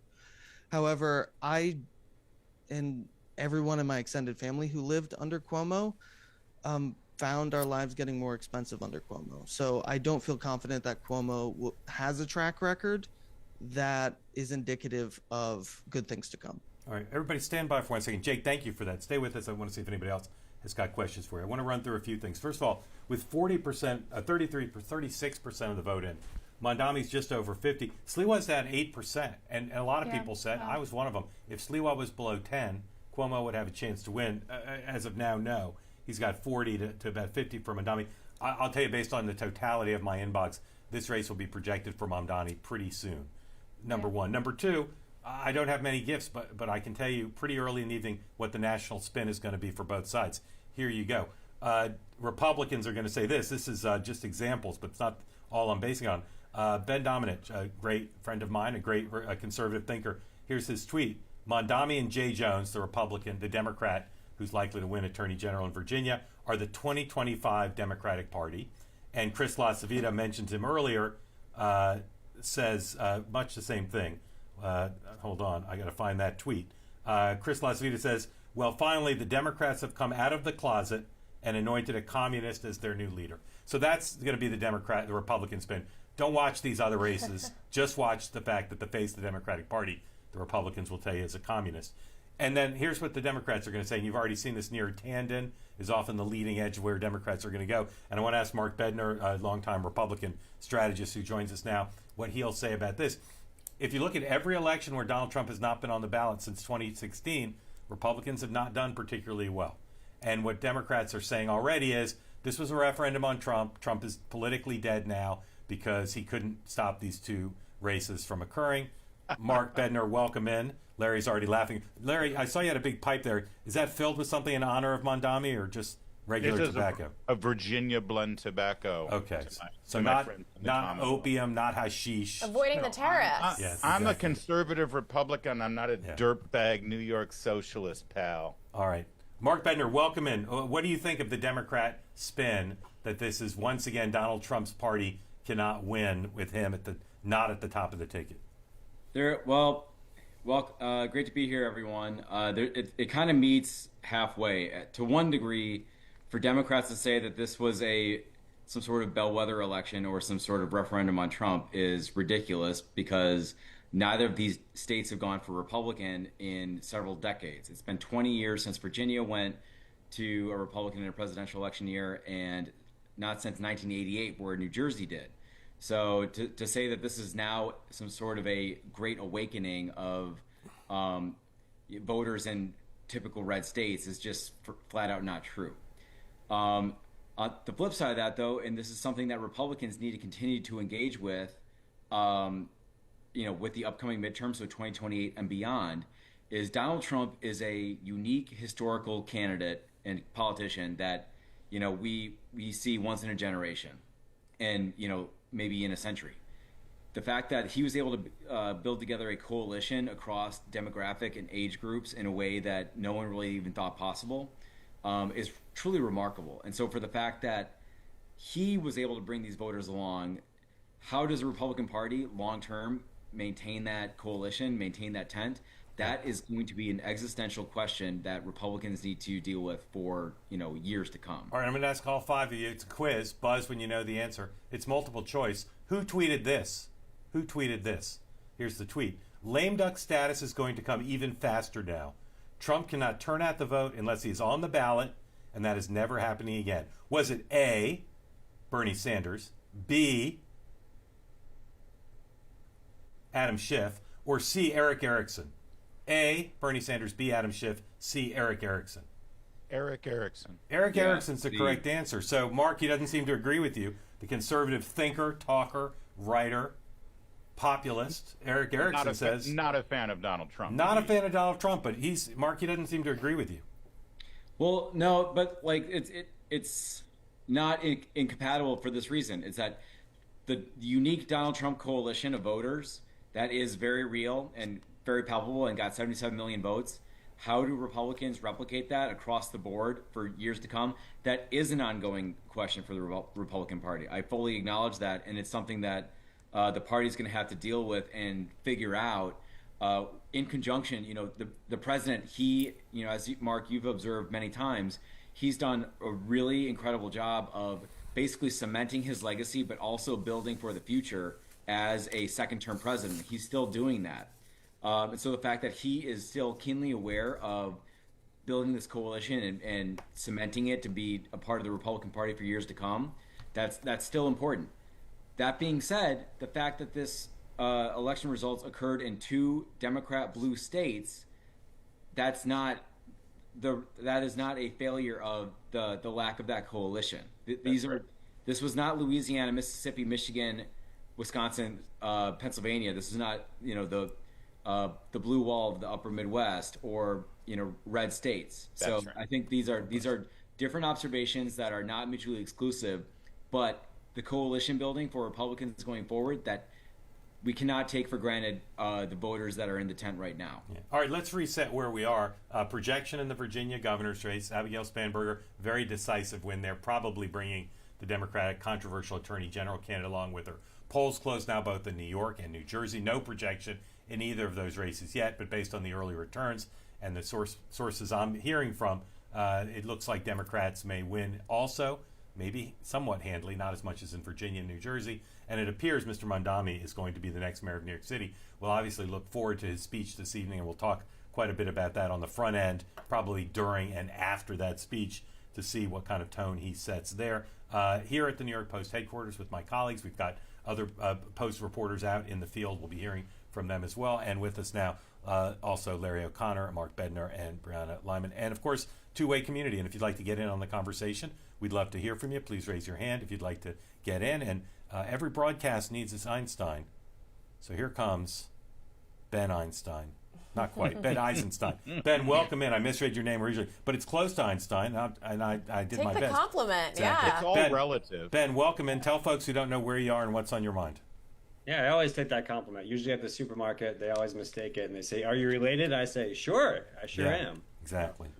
Well, prove me right. I'll try. It's a lot of pressure. I'm in downtown San Diego, so nowhere close to all the East Coast fun happening tonight. I did have a question. Hold on, before you do, I'll just say Chris LaCivita, who I've been reading his tweets all night, one of the president's top political advisors, subtweeted Eric Erickson's tweet about the president's lame duck status, and sounding not unlike Larry, said, "Oh ye of little faith." So pushing back there. My apologies, Ben. Back to you. Go ahead. Well, no, it's fine. I'd like to pivot off what Chris LaCivita said. So I've been hearing for the last several months, everybody says the same phrase about Winsome Sears. They say she's a bad candidate, but I hear very little specifics on why. So I'm just curious to hear maybe 1, 2, or 3 specifics on what makes her a bad candidate. And, oh my goodness! And if you want to say, maybe you could say what Chris LaCivita would say, because I believe he feels that same way. Well, I think Larry's bristling. I know Larry already mentioned she's a horrible fundraiser, and not particularly good at message discipline. What else would you guys add to the list? Here's something that you want in a candidate. They need to be good around people. By the way, I like her. I really do. But I've been in social settings with her. I've watched her come. You know what it is, Mark. Guys, when you see a politician who is gifted, they come into the room, they know how to work it, they know how to talk to people, they know how to. She doesn't have it. Yeah, Ben, here's the other problem. The president's generally a very forgiving guy. And for instance, his vice president once said he was the Hitler of the Republican Party. So he's shown he can forgive people. She said stuff about the president that, for whatever reason, he's just not willing to get over. So, bad candidate, unsupported by Donald Trump, who literally never said her name during the campaign. And obviously, that wasn't necessarily helpful to her. But the problem with politics is, in politics, is Haley Barbour, the former chairman of the party, said, in politics, good gets better and bad gets worse. She never got the cycle going. She never got any momentum, and that kind of kept people from giving her money, kept people from supporting her politically, and I don't know. I don't think she got any better, even by the end. I listened to Megyn Kelly, and she seemed fine. So it just kind of confused me. But she also never got any mojo regarding anything. So like take Glenn Youngkin for instance. Like obviously it was a different cycle, different year, different landscape, COVID, Biden, all that jazz. However, Youngkin was able to tap into the anger that parents felt after COVID in a way that people in blue states felt throughout the country. She never had a moment that she was able to capitalize on, and if it did, it passed her by, or donors didn't notice, voters didn't notice, grassroots door knockers, they didn't notice it either. So like picking your issues is important, message discipline, fundraising, all that sort of thing, but it all comes together at different times if you can find a moment and capitalize on it, and she did not do that at any point. You're right, but also the money thing was such a big part of it. She was so outspent, and yeah, you're right. At the end, they rolled out some ads about the trans issue. It was a pimple on the butt of the culture wars in Northern Virginia by the time those ads ran, because Abigail Spanberger, and this is something I think that could have national ramifications, Spanberger ran abortion ads, and unlike when Trump was running, at the state level, it really does resonate, I think, with a lot of voters, because they know that if there are going to be changes to abortion laws, it's going to happen at the state right now, and it hurt. I think that's something that Virginia Democrats have done the last couple of election cycles, that it's been really effective. Yeah, Ben, like your family, I think you're a genius. Money was huge here. Democrats outspending Republicans in Virginia and in New Jersey. We get to August, turn the clock back. Cuomo decides to run after hesitating after losing the nomination. And all the rich people are in the Hamptons. All your wealthier readers are in the Hamptons. And they don't organize. And they don't start writing big checks until well past the summer. Those rich people now, if Mondami does win, and we expect that he's going to, those rich people now are horrified and outraged.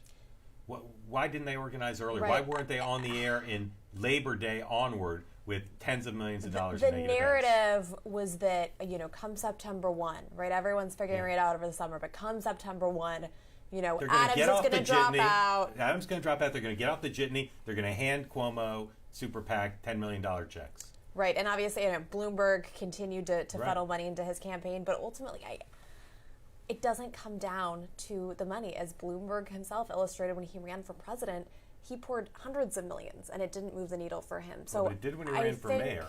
You're right, it did when he ran for mayor, but when you have so much enthusiasm and grassroots support behind somebody, because you're talking about Mamdani had 80,000 plus volunteers working for him, and it's difficult to try and overcome that. And of course, Mamdani had that sort of building, whereas Cuomo, and there was so much scattered momentum, and it was difficult. And I don't think it was a money Every issue. time a billionaire wrote a check, Mamdani turned that into a talking Exactly. point. I was about to say that would kind of prove Mamdani's point to a lot of young people, especially. But they never, the machinery of opposition research, given that to a reporter, story runs, $10 million negative ad with the thing. That happened, but it happened very late. The lack of opposition research was shocking. The lack of attention and scrutiny that was paid to his Twitter feed that just was out in the open in these atrocious tweets of him flipping off Columbus statues and saying defund the police and defund the police is a feminist issue and all these atrocious things that it took a very, very long time to actually get out into the open in front of voters. Was shocking to me, and I think really just a ball that was dropped by the other side. And that's the sort of thing that Cuomo's campaign should have very early on been saying, look at this is here. He still hasn't even deleted it. You don't even have to dig it up or dredge it up. But clearly that wasn't a concern to voters. As we heard from a Mamdani voter earlier tonight, it wasn't enough to move the needle for them. I mean, yeah, look, he didn't even try and distance himself. I think that's the thing is when Obama was linked to Reverend Wright, the very far left former reverend whose church he went to, he really distanced himself. He was, I'm not friends with him, I don't go to the church anymore. And for Mamdani, there was no attempt to do that. And if anything, he continued to sort of double down. He obviously posted photos with people who were linked to jihad. And then even in the final few days, his final ad was completely in Arabic, which I don't think we've ever seen here in this city before. Rudy didn't do it. Rudy did not. Bloomberg did not. And that was really shocking to see. Yeah. Part of what tonight's going to be about is this debate over whether meaning should be attached to Virginia and New Jersey, assuming, even though the race is, Fox is now projecting New Jersey for Cheryl, so and NBC. So Cheryl wins and Spanberger wins. So now, if the margin holds up in Virginia, I'm seeing here in a tweet from someone I trust.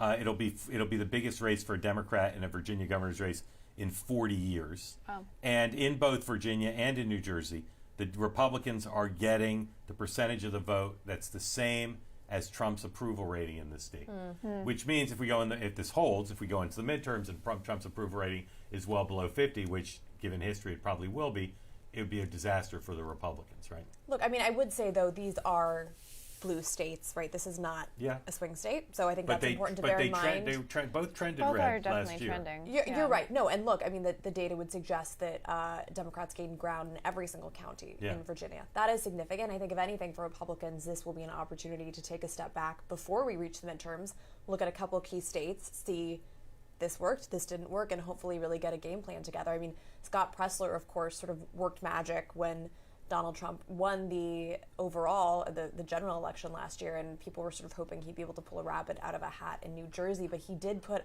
a lot of time. There were resources that went to that state, so the fact that that's now being projected for, Cheryl, I think is maybe more of a blow. But look, I think the best thing that could happen for the GOP is a Mamdani victory. That's going to mobilize folks. Well, for some people at least, trump everything. All right, reminder, our sponsor for this evening, grateful to have them, our friends at Fairway and Green, putting on a big discount for us on election night. Make the nicest golf apparel you'll ever wear. Quarter zips and fleeces and golf shirts. Go to 2way.com/fairway for 25% off. Use the promo code election25. Their clothes can be worn anywhere. I'm wearing them right now. This golf shirt's from Fairway and Green. It's got the 2-Way logo on it, but on the site you'll see some 2-Way merchandise. You can buy that, but you can also buy everything on the site. Save 25% off the entire collection, Fairway and Green. Go to 2way.tv/fairway. It is stuff that is sharp and sophisticated. You can wear it anywhere. I wear it everywhere. I wear it when I'm hosting programs like this. I also wear it around the house and when I'm out exercising, doing casual things. They're classic pieces that you can wear anywhere. Again, go to 2way.tv/fairway. 25% off. You will love the stuff. Tell them we sent you. All of us sent you. All right. Again, we continue to wait for more projections. Now, everybody's projecting Cheryl has won. We do not have a projection in New York yet. I'm going to ask the three most unlikely people ever to work as Mamdani strategists, Mark and Larry and Brianna. What should he do tonight? What should his tone be? When should he speak? Should he reach out? Should he talk about socialism? What should he do for his own good, for the good of the city? Brianna. I mean, this is more so what I want him to do. I want him to make it clear that he's not going to go forward with his government-run grocery stores. I believe he was on MSNBC this morning saying, I'm not actually too fond of that. So I'd like to see him backpedal a little bit on some of the bigger socialist policies. I'd also like to see him put an arm out to Wall Street and to big businesses and have discussions with them about what he can do to foster an environment in which they feel like they should stay in New York, because right now, a lot of them are thinking about leaving. All right, so Big Tent. Browner votes for Big Tent. Larry, what should he say tonight? Yeah, he's not going to do that. Politically, I think that he's going to give a speech that probably sounded better in the original Russian back in 1919. It is going to be all the way socialism. We are the future of this party. We're done with the old, tired legacy names. No more Clintons, no more Cuomos, no more Schumers. We are the future. Here's AOC. And this is where the energy in this party is now, because that's true.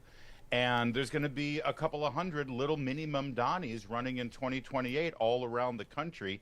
And he, along with AOC, will be the king and queen makers. This is a huge development that transcends what's going to happen tomorrow in New York City. It's about the future of the Democrat Party, and he's where the mojo is right now. And he's going to own it tonight. He's too smart not to take advantage of this moment. All right, Mark, neither Browner nor Larry are consultants, but you are. So he writes you a $100,000 check. What would you give him? What's the best thing he can do for himself tonight for his own agenda? Well, first of all, he should recognize that the two-way promo code is 25% off, where Mamdani can give 100% off for everything that he's offering. So that just whips everyone across the board. No promo code needed either. No promo code needed. This is the win. I think there should be a secret password if you get on the bus, you want a free ride. You got to have some sort of secret exactly, code yeah. word. So Ron sent me. Yeah. But Mark, what should he say? You don't want to say? The mere fact that he was able to really beat a famous legacy Democrat, governor of the state, like this is victory lap time for him. Like he is the most. He's the most electric thing that the Democrat Party has going for them right now. Yeah. I think this is also the flip side of that will be, Elise Stefanik. This is big for her because it means she can now run a multi-pronged gubernatorial campaign. She can kind of take her pick for to attack Hochul or Mamdani. But for now, this is if I'm Mamdani, if I'm advising him, like this is the night to spike the football. Yeah. All right, Steve, can you unmute? Steve and Michelle? I don't see Michelle. Maybe she's your imaginary friend. But Steve, if you can unmute, please do. And one more try. All right, Steve, you keep working on it. We'll bring you back when you can. Let's go to, Doug. Doug, welcome in. Tell folks who don't know where you are and what's on your mind for our group. Hey, Mark. I have a question for you. Tell everybody where you live, if you would. I live in Los Angeles, where we had one item to vote for, and it's probably, it's going to go 65% yes on 50, Prop 50 on the Democratic redistricting. But the question I have to has to deal with the presumption of grace. I cannot get over the anti-Semitism of Mamdani. I just can't do it. I just don't see any basis for anyone to conclude that he is anything other than a raging anti-Semite.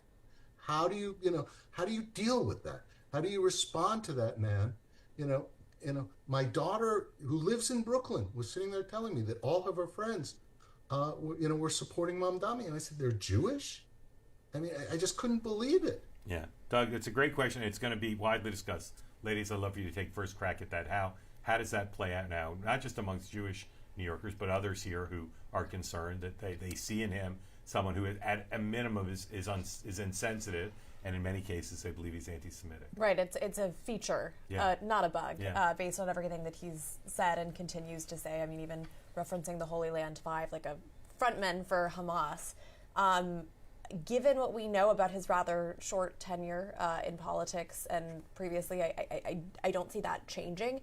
Maybe some of his messaging does, and at least over the last few months, he's softened, at least in terms of business. So I could see him sort of maybe not backpedaling, but kind of keeping that under the rug for the time being. But again, the fact that he was put his final ad in Arabic, shows that he really views many of those folks as a very important coalition. So, okay, two developments. First, NBC is projecting Mondami as the winner. He's almost at 50% in the current raw vote tally. We'll see if others join in. MSNBC is projecting, different organization. And let's listen in to Curtis Sliwa, who's giving his concession speech now. Some of the young men and women who are part of our social networking team, which, as you can see, has really put our message forward. I want to thank Rob Cole, who's been our senior campaign organizer. I want to thank the Clear affront to chairman President Trump. and He's redonned the chairwoman beret. of the 5 counties of New York City, the Republican leaders who stood by on my side and did not bend or bow to the pressure that was coming from up high. And I hope by tonight's tally, we will see a number of our Republicans down ballot who are elected into office to be the checks and balances to the Democrats who are the majority. And I really hope that people will have heard us, and on the back of the ballot, the initiative and referendum will have voted no to the city of yes, which is going to destroy your residential quality of life. So understand this. This is a setback tonight, but this is what democracy is about. One person, one vote. Amen. They may have won this battle, but we're going to continue the fight. We will not leave. We will fight, and win at the ballot box in the future. Thank you for coming tonight. Thank you for being there in support. Thank you to Governor George Pataki, who's been a supporter. Let me ask you this. You know, he's had a career in New York City for decades. Never a moment quite like this. Do you think he'll fade away, or do you think he'll try to stay involved? I think it sounds like he's going to stay involved.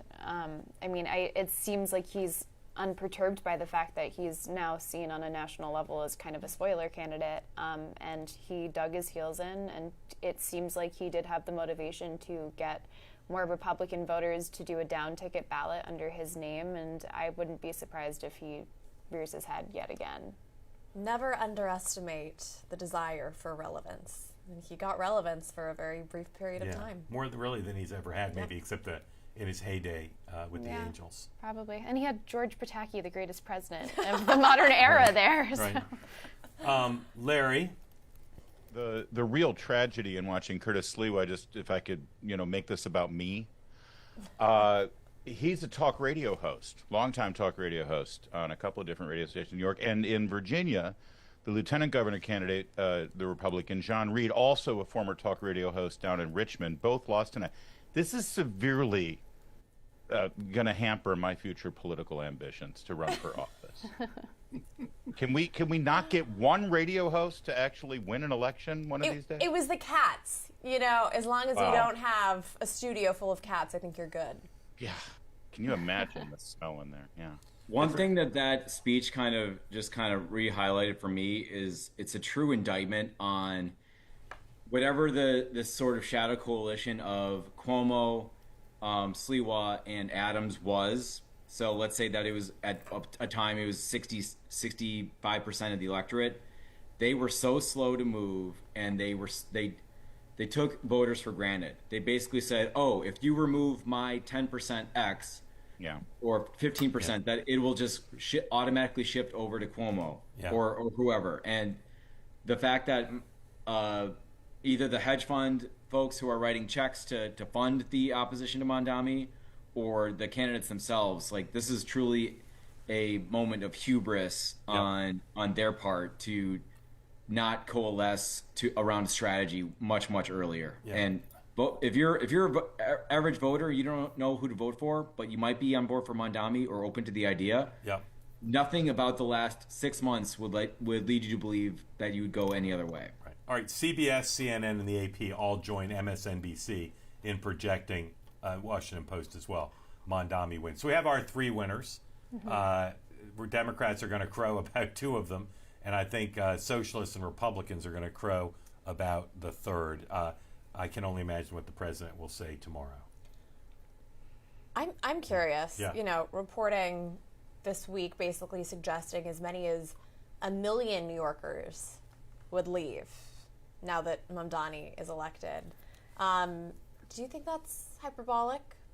I do, but I will tell you the intensity of the people who are opposed to this in my inbox, in my Twitter feed. It's quite something.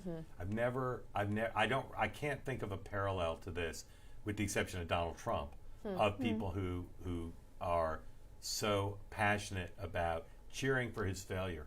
I'm struck today, and I'm having a little back and forth with a friend of mine over this, cheering for his failure, saying, I don't want him to succeed. He's a socialist and he's anti-Semitic, so I want him to fail. Rather than saying he's the new mayor of my city, I'd like him to succeed.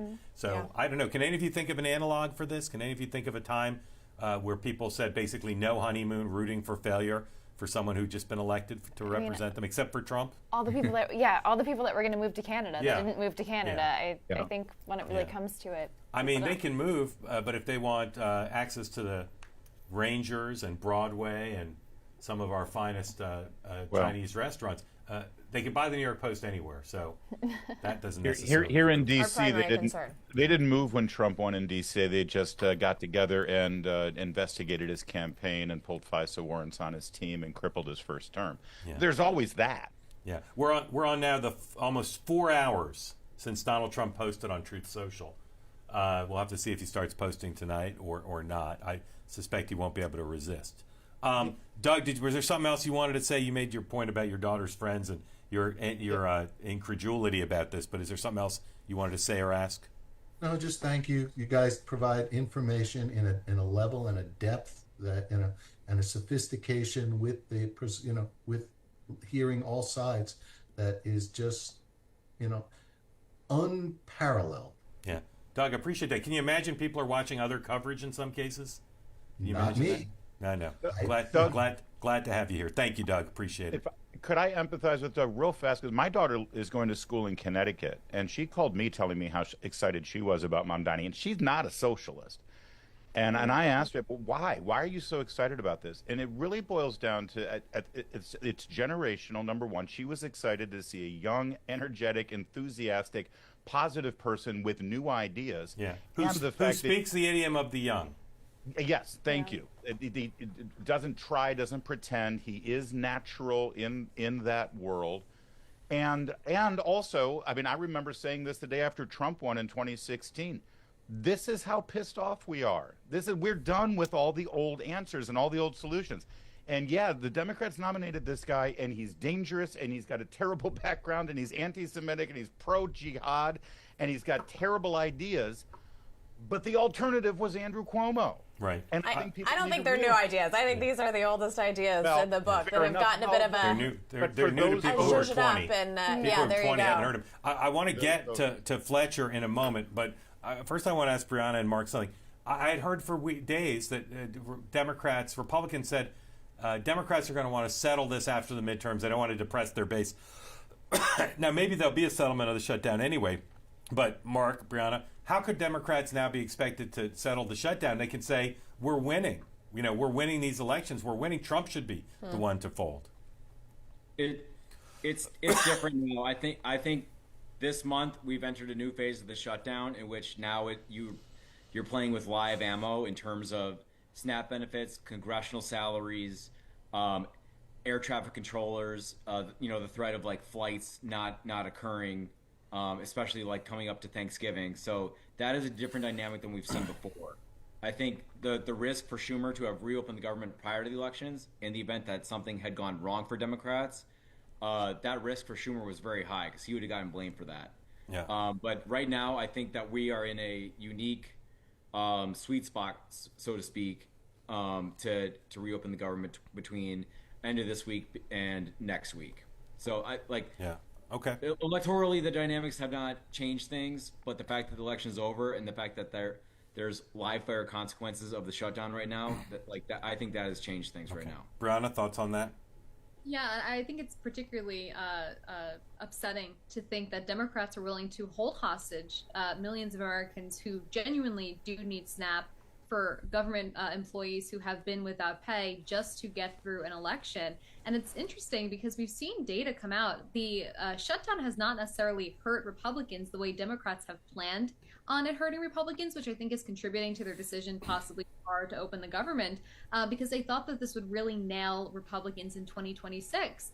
And the races we're seeing today, those were no litmus test for whether the shutdown was beneficial for Democrats, because like Mark has been saying, these are blue cities and states. We already were pretty aware they were going to go for the Democrat candidate. So it's not like Democrats could have used that as a litmus test, but it's unfortunate that people's lives were held hostage over this. Yeah, we're going to get to Fletcher now, but I'll just say, obviously Democrats almost certainly are going to win the fourth marquee contest of the night, the proposition in California on redistricting. And I believe Democrats have won the Pennsylvania Supreme Court races as well. That'll be included in the conversation of another night of notion of a Democratic sweep. Fletcher, welcome in. Thank you for being part of Two-Way. Let us know where you are and what's on your mind for everybody. Hi, I'm not from New York. I'm from right outside Detroit in Michigan, and I'm currently at University of Kentucky, which is where I go to college.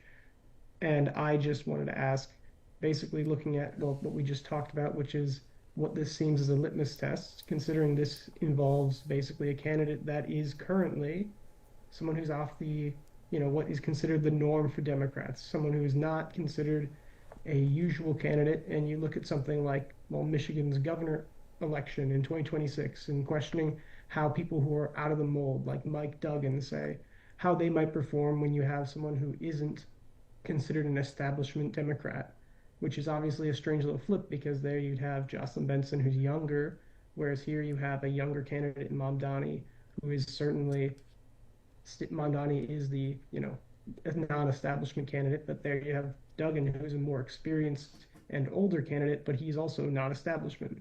And how much you think that will affect based on what we're seeing right now? Great question, Ricky. I think there's obviously like almost a horseshoe phenomenon of just a hunger for like a kind of populist, anti-establishment, outside of the box candidate that on some level it's sort of understandable. There's a tremendous amount of frustration with the partisan system and a sense that the parties are kind of old and stuck in their ways, and I think that in some ways Mamdani is kind of Gen Z's reaction in the same way that Trump was a referendum on the Republican Party a couple of years ago. But I'm curious to hear also, just being on a college campus and geographically removed from the situation here in New York, what is the kind of talk about the mayoral election here, and is that a relevant topic on your campus? What do people have to say? Is it exciting people at your school? Sorry, go ahead and unmute. Thank you. I shouldn't have muted. What I was going to say is I can't really say that it is talked about that much. I just got back from my fall break, and I'm in political science as a major, but for the most part, people that I talk to, there's tepid support for Mamdani as he is younger and newer and different, and also there's certainly a major issue in that I think a lot of people are more prone to listen to something like, oh, you hear that, who is it? Andrew Cuomo has, 13 sexual assault cases that were against him, and I think that's, a turn away for a lot of young people. And overall, I don't think people really care that much in University of Kentucky about the mayoral election of Mamdani unless they're really tapped into politics. Yeah, Fletcher, thank you.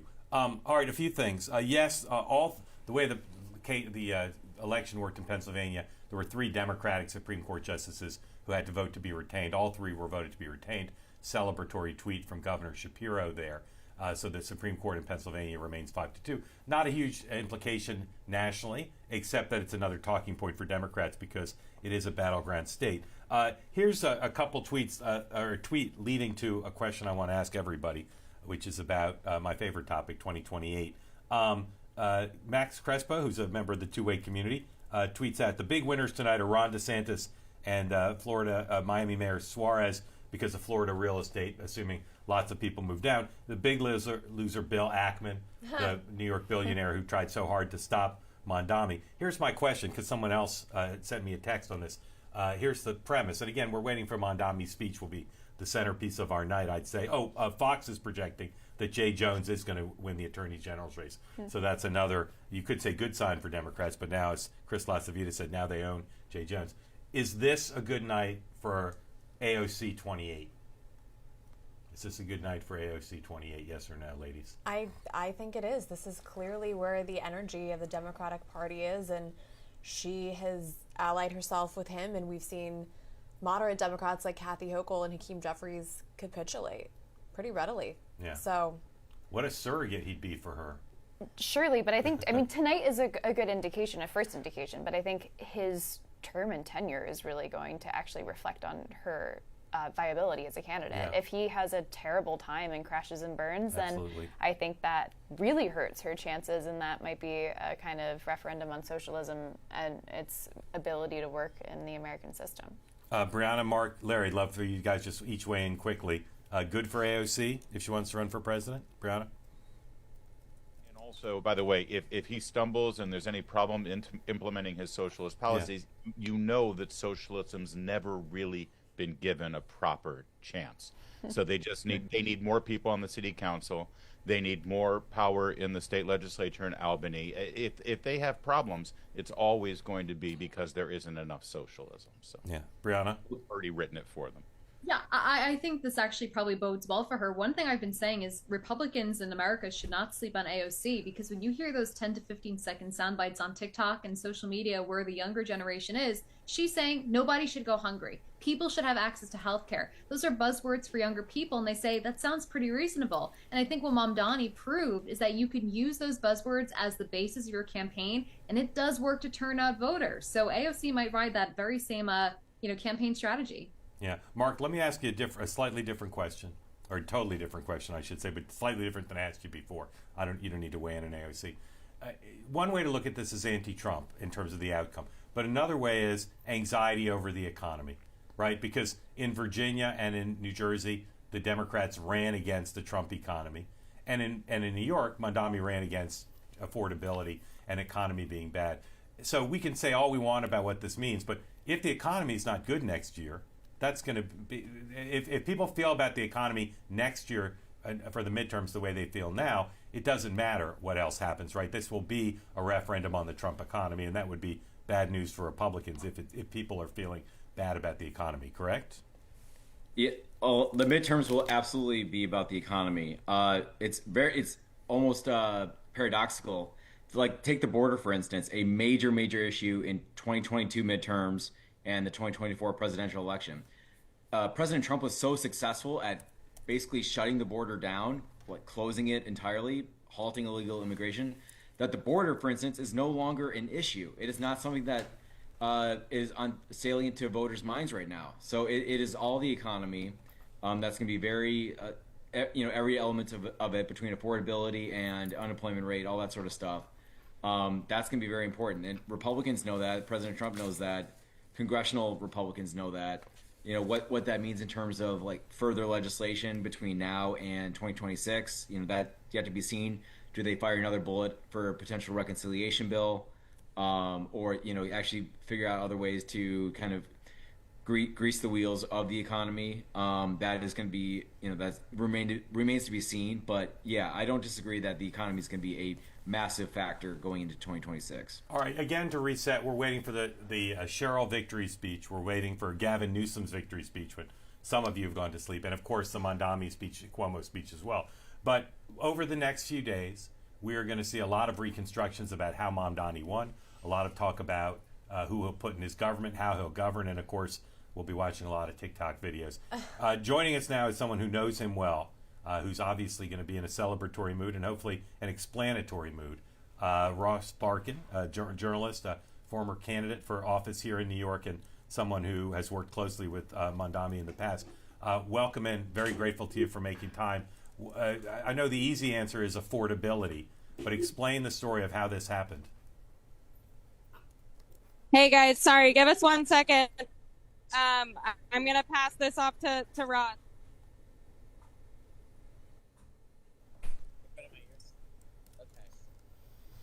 Okay. Oh, there we go. Ross, can you hear me? It's Mark Halpern. Yeah. Okay. All right, Ross. Very grateful to you for making time. So I'll give you congratulations if you're willing to accept the projections.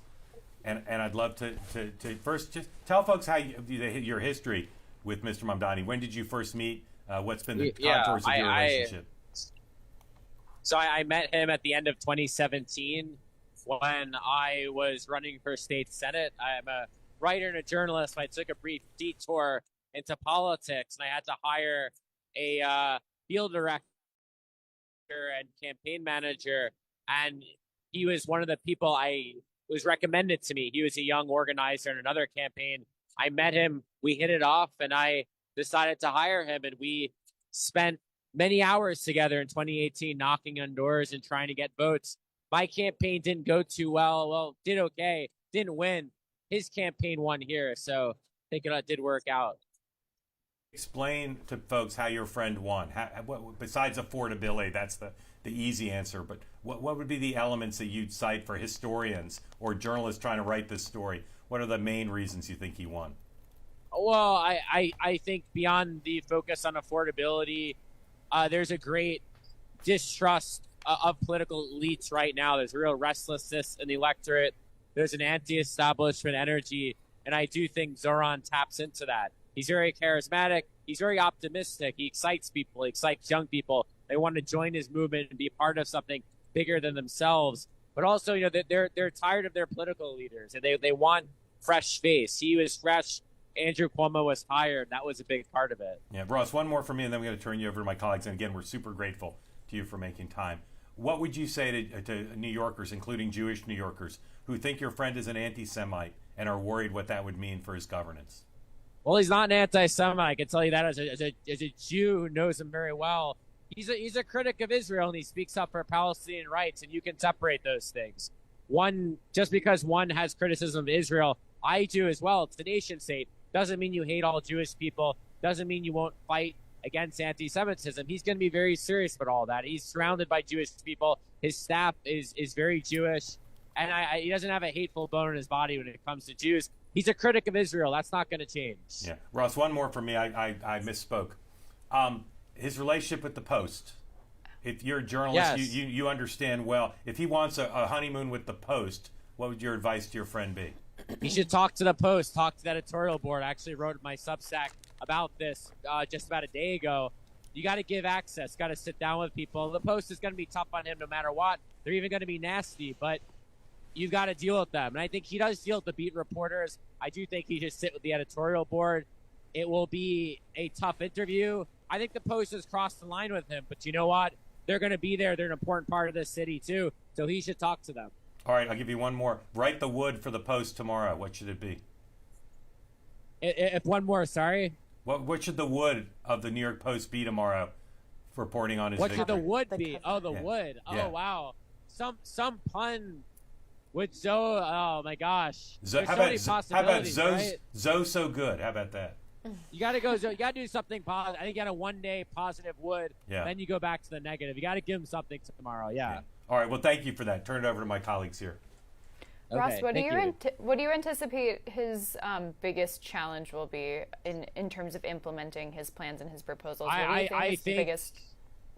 Yeah, I mean, look, there's going to be getting the funding for it, whether it's through the state, through the city, through tax increases. It's going to be also just dealing with Donald Trump and the way he's going to try to cloud the city's fiscal picture with full federal funds. Trump will be very hostile. So, you know, he's going to have to work with the governor, work with the state legislature, work with the city council too. I think the good news is he has relationships with all of them. He can get it done. His agenda is not as lofty as it seems. It's achievable, but it won't be easy at the same time. There's going to be a lot of back and forth, and he's going to need experienced people around him. Are there any proposals that you think are actually not possible to get passed given the barriers in front of him? They're all possible. I think the most expensive one is universal child care, $6 billion a year. It's a lot of money, but it's also very popular. It's the one that polls the best. It's the one the governor wants to do. So I think they're all achievable. The question is on what time scale and finding the funding mechanisms. Can you get a tax increase, even a small one? Can you get state funding for child care, for free buses? They're all doable. It's going to be a question of on what time scale. Perhaps it goes bit by bit. Perhaps you have pilot programs. I mean, you know, governing, it's about that give and take. Realistically, how do you think the city looks different a year from now? realistically, does it look different? I mean, look, it's hard to say. I mean, maybe you're going to get a universal child care pilot program. Maybe you've got some more free buses. It's going to be a thriving city no matter what. I mean, Eric Adams was a deeply corrupt mayor who really gave up on governing. The city is still okay, right? Government didn't function as well, but the city survives regardless. I think this can be a stronger city, and we're going to find out. I have no promises about him. I think he has the talent to be a great mayor, but being mayor is a hard job. You can have the most preparation in the world for it and still struggle. It's like nothing else in America or the world. Who are the people you think he should reach out to who aren't currently his supporters? I mean, I think he's been doing a lot of outreach already. Look to the business community, to Abney, to Rebney. He's taken a lot of meetings. He said he'd bring in Jessica Tisch as his commissioner. You know, I think he's been doing that work. You know, you got 40% of the city, something like that, didn't vote for him. Well, more would sleep, close to 50. So, you know, you got to be mayor for everyone. I think he knows that. I think you got to visit those neighborhoods too. You can't leave them behind, and you got to try sell your agenda to them. They're very skeptical. Some of these voters. That's the reality of the city. Not everyone's going to love you, but you got to put in the work and show up and try to be everywhere. And knowing him as you do, you think he'll hold a grudge against Senator Schumer for not endorsing him? No, he's not vindictive. I'm more vindictive than him. I would hold a grudge. He doesn't hold grudges. No, he's very gracious. Even, you know, all the donors who went against him in the campaign, all these people, if he were like Trump, he'd have an enemies list right now, but he doesn't keep enemies lists. He's not like that. So it's going to be water under the bridge. He's going to be fine with Schumer, and he'll be fine with all the donors who donate to all those super PACs that were bashing him for months on end. He takes meetings. He likes to have dialogue. That's the way he is. He's really not a combative person at all. Larry O'Connor. Nope, Larry, a year from now. Go ahead, Larry. Yeah. I'm surprised that when you were asked how New York's going to be a year from now, you didn't say more affordable. I think that's a concern because that's the big selling point. That said, if I want to come and visit New York, if I'm a tourist and I want to go to New York, is it going to be a different experience for me? Because it's never been affordable for tourists. Am I the one who's going to pay for all the free stuff with higher tourist taxes and hotel fees and things like that? No, I mean, he hasn't proposed raising those taxes. So, no, he's proposed a small corporate tax increase and a tax increase on very high earners. So, no, the tourists will not pay more for Mamdani's New York. The tourists just won't participate in all the social safety net expansions. But if there are free buses, they can ride the bus for free, too. You're not going to be means testing it or kicking people out from Iowa. So, look, the free buses can be for everyone. It's going to be an expensive city for tourists. And it's going to take if he can freeze the rent, that'll be a big deal. You bring free buses, universal child care. It's going to help people. Will you make the city automatically affordable overnight? No. I appreciate that. Quick follow-up, though. On those taxes that he wants to raise on the residents and businesses, does the mayor have unitary power to be able to do that? No. Or no, you negotiate then the who needs to be on board with that tax increase? The governor and the state legislature. And aren't they already against it? The governor has, but he's also campaigned with him. He's got a re-election next year. You negotiate. Andrew Cuomo didn't want to raise taxes in 2021, right after the pandemic. The state legislature put pressure on him, and he did it. In Albany, it's all about negotiation. You have a goal. You go up there. You haggle. Maybe you get it. Maybe you don't. But it's doable. The taxes have been raised before. Modestly, you can do it again. Lydia. Like, it's interesting, actually. You basically said, you know, tourists can come, but they won't have these resources available to them. That obviously actually was a big, let me finish my question. That was a big issue, obviously, when we did have buses full of migrants coming into the city using a lot of the resources. Do you think that we're going to have more of that? Do you think mass migration is compatible then with Zoran's policies? Is mass migration possible? I mean, we don't have a current migration wave coming in. I mean, listen, can rent stabilized apartments aren't just out there waiting for migrants. You know, can a migrant use universal child care? Sure. I think it's compatible. I mean, it's all going to depend, right? Who's showing up here? New York did survive that migrant wave. Eric Adams said it would destroy New York City. It did not destroy New York City. So I'd say while the migrant wave was chaotic, the federal government should have handled it better. Honestly, Biden should have been taking charge and moving people around the country, distributing them evenly. The reality is, even with this mass influx we had a few years ago, the city's doing fine. So it's not like that brought us to our knees. Ross, how does your friend feel about President Trump? Does he think that his interactions with the president, responding to the president, will be a daily or regular drumbeat of part of his administration, or that's not a focus of his thinking of how this is going to go? I'm sure he's thinking a lot about Donald Trump. Donald Trump looms over this city. He's going to be very hostile to the city. He's been open about that. Hostile to Mayor Mamdani. But we'll see, right? I mean, different mayors have different ways of dealing with him. You saw what happened in Los Angeles, where he brought the troops in. Karen Bass stood up to him. The troops ended up leaving. I mean, it's going to be a challenge, right? It's also dependent on the courts too. Trump's withholding money for transportation funding right now. We're going to see how legal that is. So it's going to be hard for him. There's no doubt. But you know what? If Cuomo won as well, it's not like Trump would have given him a free pass either. Ross, when's your friend going to speak tonight? Soon. I don't know exactly when. I'm looking at it at a stage right now, but the AP called it, so I imagine next 20 minutes, half hour. Written speech or off the cuff? Oh, no, I'm sure he has a prepared speech. I mean, he comes in with it's not going to be off the cuff. I don't think so. I would be surprised. I think he has something prepared. Okay. Grateful to you for spending time. Look forward to you marching him into the building here so he can meet with everybody at the Post and have some cookies and he should do it. The Yeah. Post is fun. It's good sports section. Very grateful to you. Thank you for spending so much time with us, and congratulations to you and your friend. Congratulations. Sure. Thank you. Thank you. Let's dip into Mikey Sherrill, who's speaking her victory speech in New Jersey now. We know that no one in our great state is safe when our neighbors are targeted, ignoring the law and the Constitution. But prosperity is equally essential. Liberty alone is not enough if the government makes it impossible for you to feed your family, to get a good education, or to get a good job. So in this country, that shouldn't be too much to ask. But right now, all of it seems at risk. Governors have never mattered more.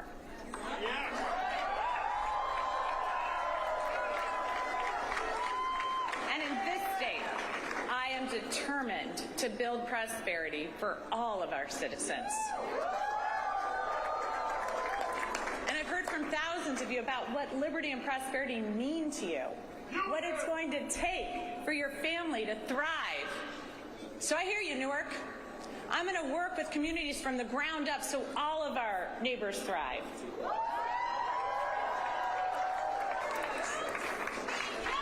I hear you, Sham, so I'm going to declare a state of emergency on day one to drive down your utility costs. I hear you, Westfield, so I'm going to make sure our kids are safe online and schools have the resources they need to address the mental health crisis.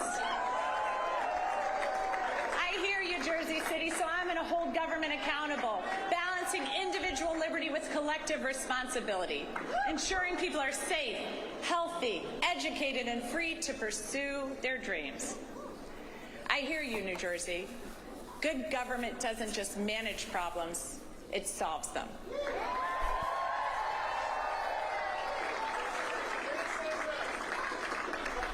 So I'm going to continue to listen and work with you to move our state forward, because I have learned so much as I've traveled our state. Our innovations, our businesses, our inventors and entrepreneurs have amazed me, but it's the people that have left the biggest mark, especially those who are fighting for prosperity for their entire we'll keep monitoring that. I was moved A during few my things to walk tell you. in First of Trenton, all, Shaniqua. I don't know She that this will spoke. survive. It's what's called the wood at the Post, the front page.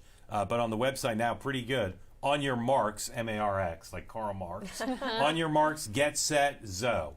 I don't know. That's pretty It's a good. good one. It's a little That's pretty wordy good. for the wood, right? That's more longer than I normal. think that's longer. But you could I don't fit think in. it will Maybe be. it's on just on your marks. On your marks, You know, not I think bad. that gets or the or point get across. said zo. We'll see.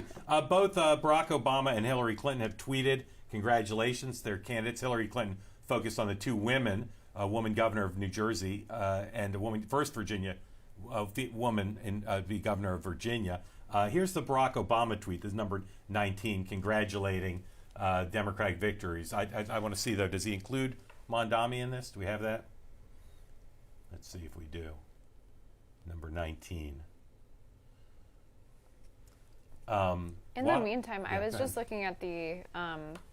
There it is. I just want to see, does it just say Democratic candidates? Already, it doesn't name anybody. So a little generic. Sorry. Yeah, I was just looking at the neighborhood by neighborhood results here in New York, and it's very predictable. You've got like Bushwick and Williamsburg and Greenpoint that are very, very Mamdani in the 90s, and then the Upper East Side bordering the park, it's in the 80s, high 80s for Cuomo, and it's just exactly what you'd Tale expect. of two cities. It is Tale of Two Cities. Here's a Mamdani video from Twitter, and if you listen, they talk about next stop City Hall. This is number 18, posted just a little while ago. The next and last stop is City Hall.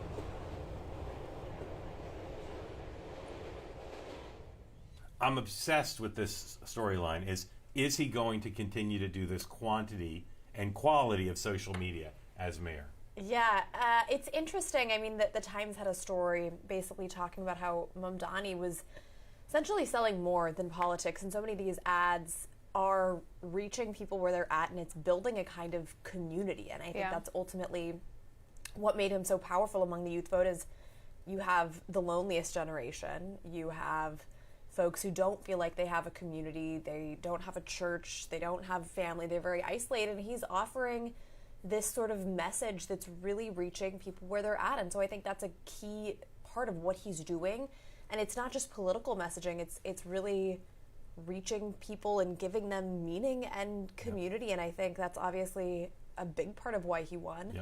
And I would expect to see more of that. Yeah. I'm going to bring in two folks in just a second, a guest and a member of the community. But first, whereas the Hillary Clinton tweet focused on the two women gubernatorial candidates who won, and the Barack Obama tweet was generic, here's a tweet from Bill Clinton. Congratulations to Zohran Mamdani on your election as the next mayor of New York City. I'm wishing you success as you work to transform the passion of your campaign into building a better, fairer, more affordable New York.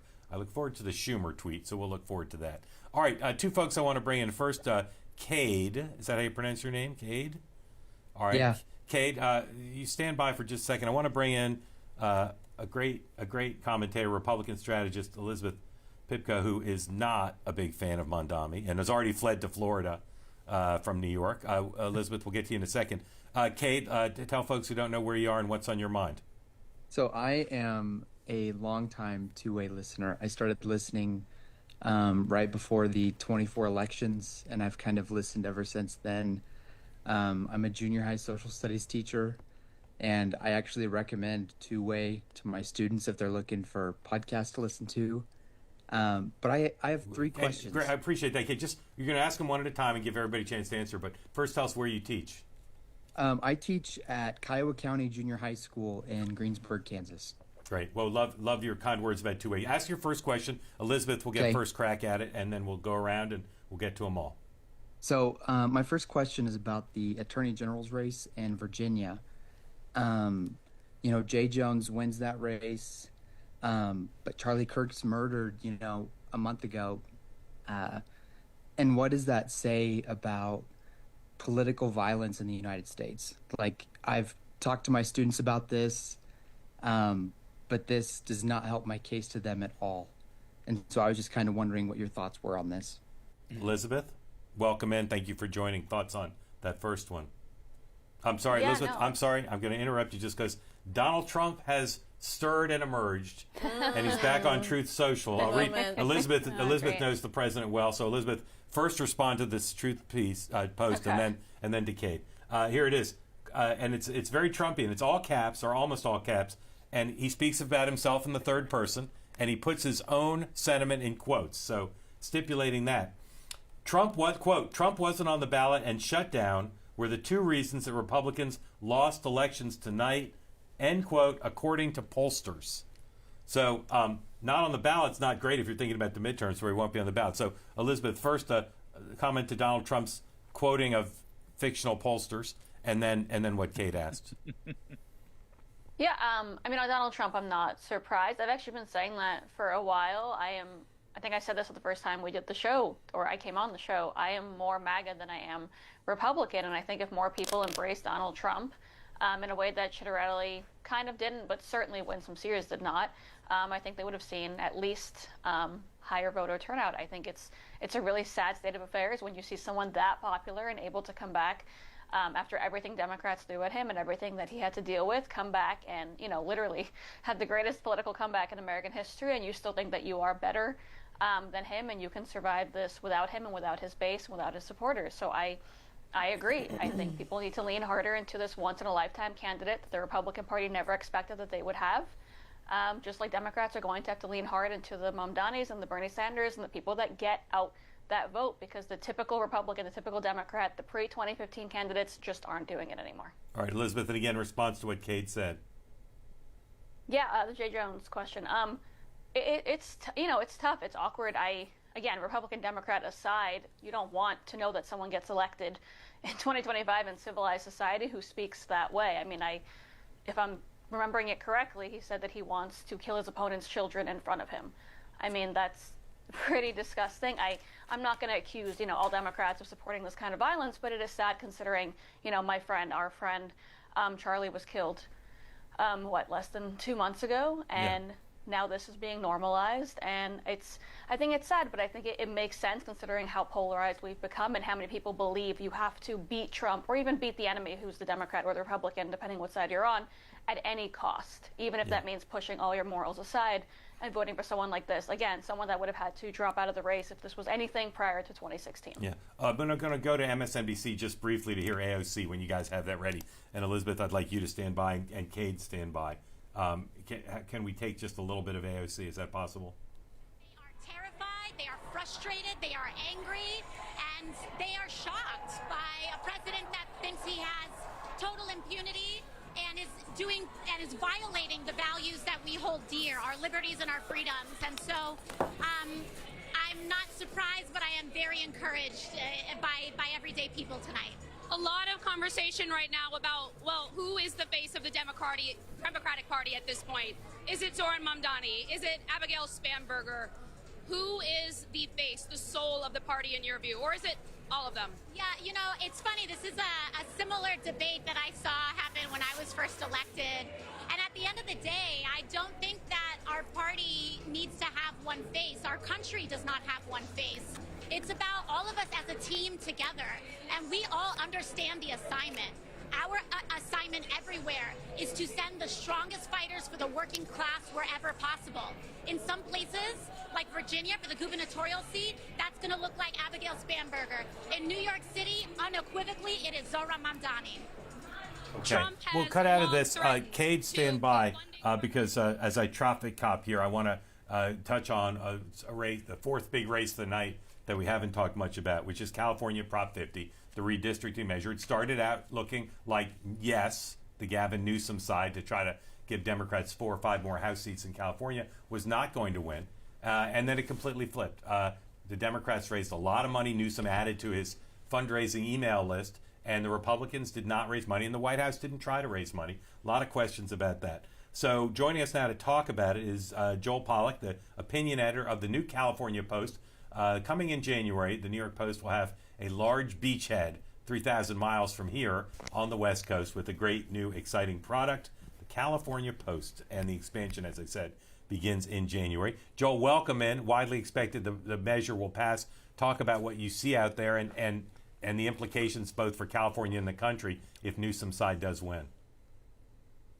Well, it's great to be here, and polls close here in California in about 45 minutes, but the outcome is essentially certain that Proposition 50 to gerrymander California's districts and reduce the number of Republican-friendly seats will pass. And I don't think it's the result of Republicans not spending enough money or President Trump not campaigning. I think those decisions were made after it was clear that the measure would pass. And Gavin Newsom did something in this race that he did in 2021 when he faced a recall election, which was basically to tell the voters of California that this race was fundamentally about partisan identity.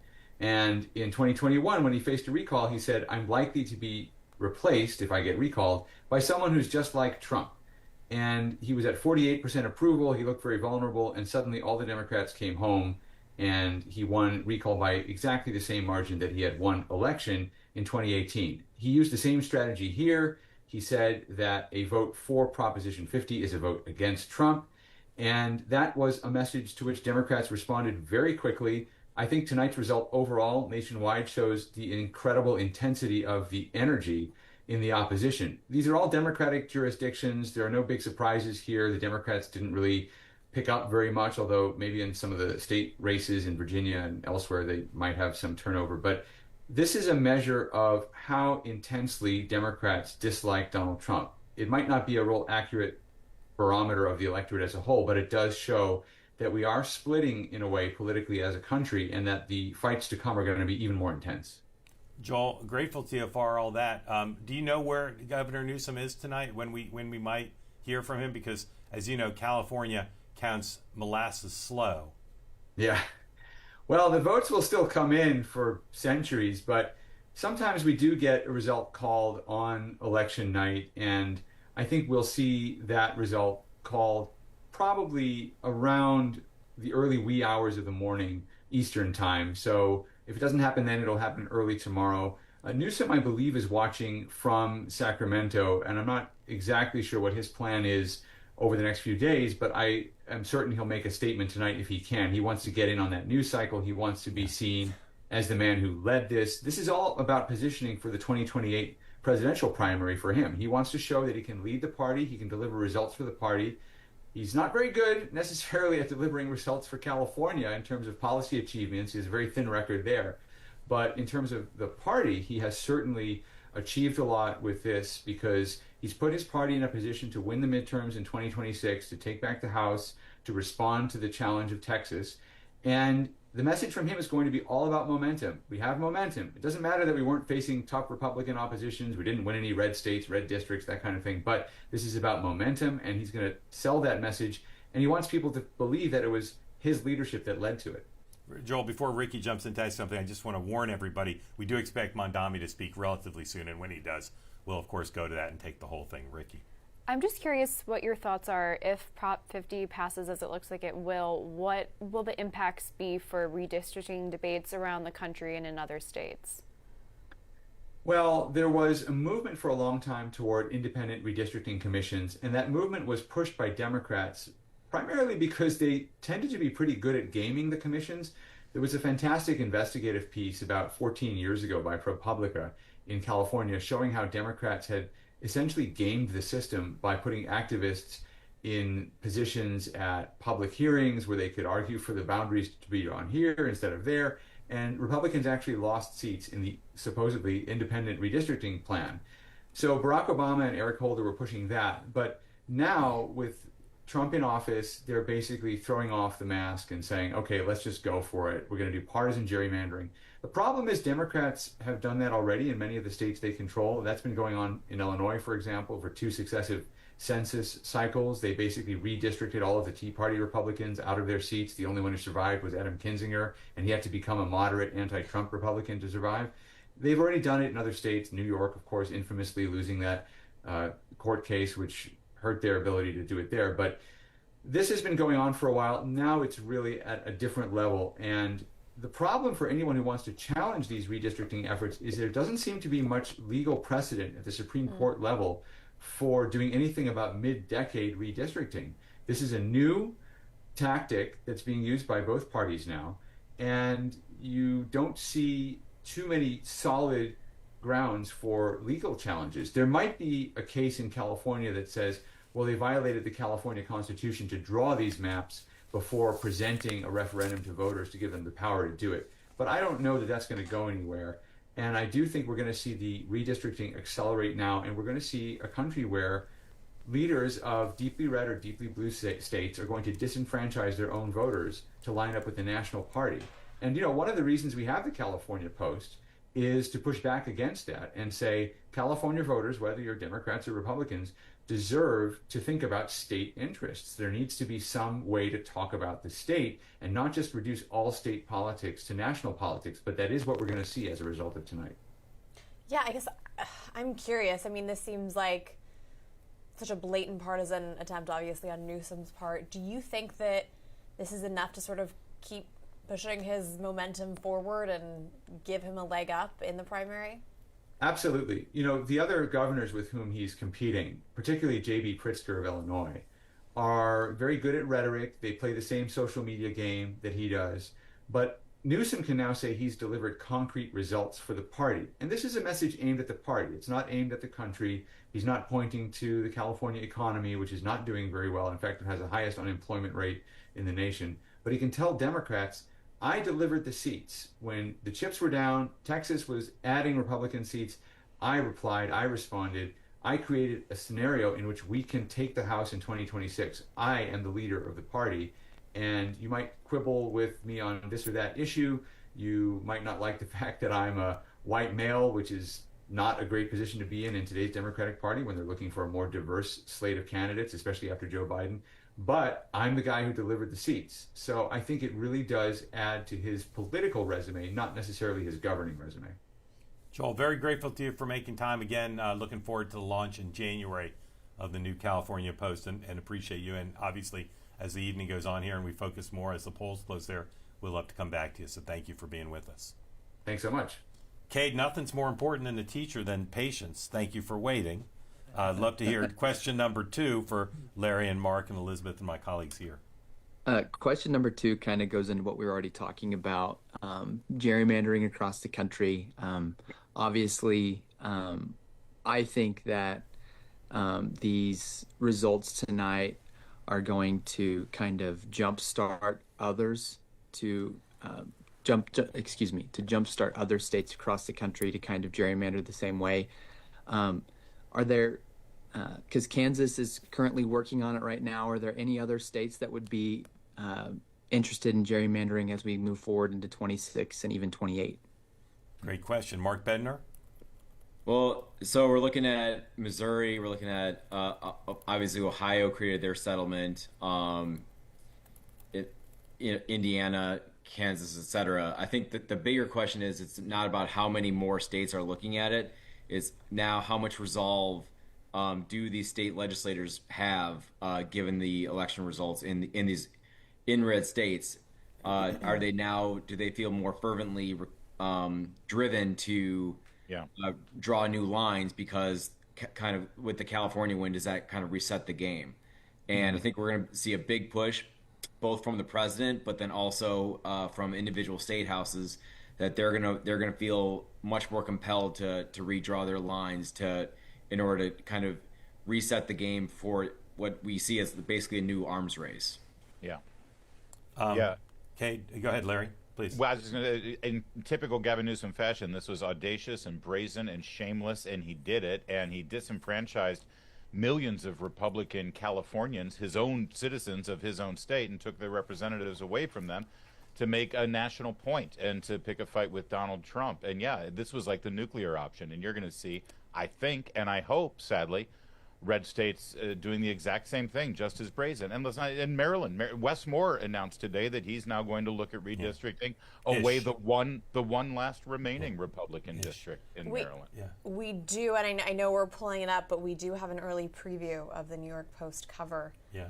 Says the red apple. The red apple. On your marks, and this is small text, get set, Zoe, Socialist Mamdani wins race for the mayor. But there you have it, the red apple. And they again, superimposed Karl Marx on the Statue of Liberty. That would be good. It's him holding up the sickle and hammer, right? We're my job for the last 10 years is reading the president's social media feed. Used to be on Twitter, now Truth Social. Lots of elections to comment on, lots of punditry to do on this big campaign. But the president's posting about something else, and I quote, just out, the 60 Minutes interview of Donald J. Trump on CBS Sunday night was the highest rated 60 Minutes in years. So as Elizabeth well knows, the president's the master of distraction. Elizabeth, you think we'll all switch to talking about 60 Minutes ratings? I think not. Maybe not right now. Not Maybe right now. in the morning. Maybe tomorrow. Cade, number 3. My third one, I've been on X all night, kind of scrolling through and seeing what's going on, and there's rumors of Democratic senators, now that the elections are over, they're more than willing to open the government now. And there's also current U.S. senators that are trying to only fund parts of the federal government. And, my opinion, I don't really understand that. I think the government either needs to be open or it needs to be shut down. But my question is, what does that say about a political party that's, willing to hold the country hostage and, these millions of people that are relying on SNAP? Like, what does it say about them? Their blatant partisanship, I guess, is what I'm asking. Yeah, great question. Who wants to tackle that very complex question? I'll be generous to Democrats. I'll say this, Kate. What it says about Democrats is that for the last several months, they started listening to their base. Their base just wanted them to fight, no matter what, no matter how hopeless it might seem, no matter how bad it might look, no matter how it goes against the norms. They didn't care anymore. They were tired of losing. They were tired of seeing Trump and the new administration do exactly what they said they'd promised to do. And they listened to them. They listened to them and said, fine, okay, fine. You want to fight? Here, we'll give you a fight. Yeah. And yes, it's partisan and it's mean and it's ugly and people suffered, but it looks like, at least in terms of the election tonight, it looks like it actually helped them. For those watching at home, we do have a still of that. Okay, let's put it up. Fabulous New York the red Post apple, cover. a great photo. Never disappoints. And parallel to that, the Speaker of the United States House has put out a statement about election night, and you'll be surprised to hear it only mentions one person. The headline: Speaker Mike Johnson released a statement on Marxist Zohran Mamdani's victory. It says, the first paragraph says, Democrats in New York City have chosen a true extremist and Marxist, and the consequences will be felt across our entire nation. Mamdani's election cements the Democratic transformation to a radical, big government, socialist party. I think that's what we'll be hearing a lot of. Mark Bednar responds to Cade's last question. Well, I think it's pretty interesting. Like, whenever you see Democrats talk about the shutdown on Twitter, they don't even want to own their own votes. They don't want to say that we voted no 13, 14, 15, however many times it is now. They refer to it as Donald Trump's shutdown. They refer to it as House Republicans shutdown, even though it's like completely nonsensical because they're the ones voting no to keep it closed, right?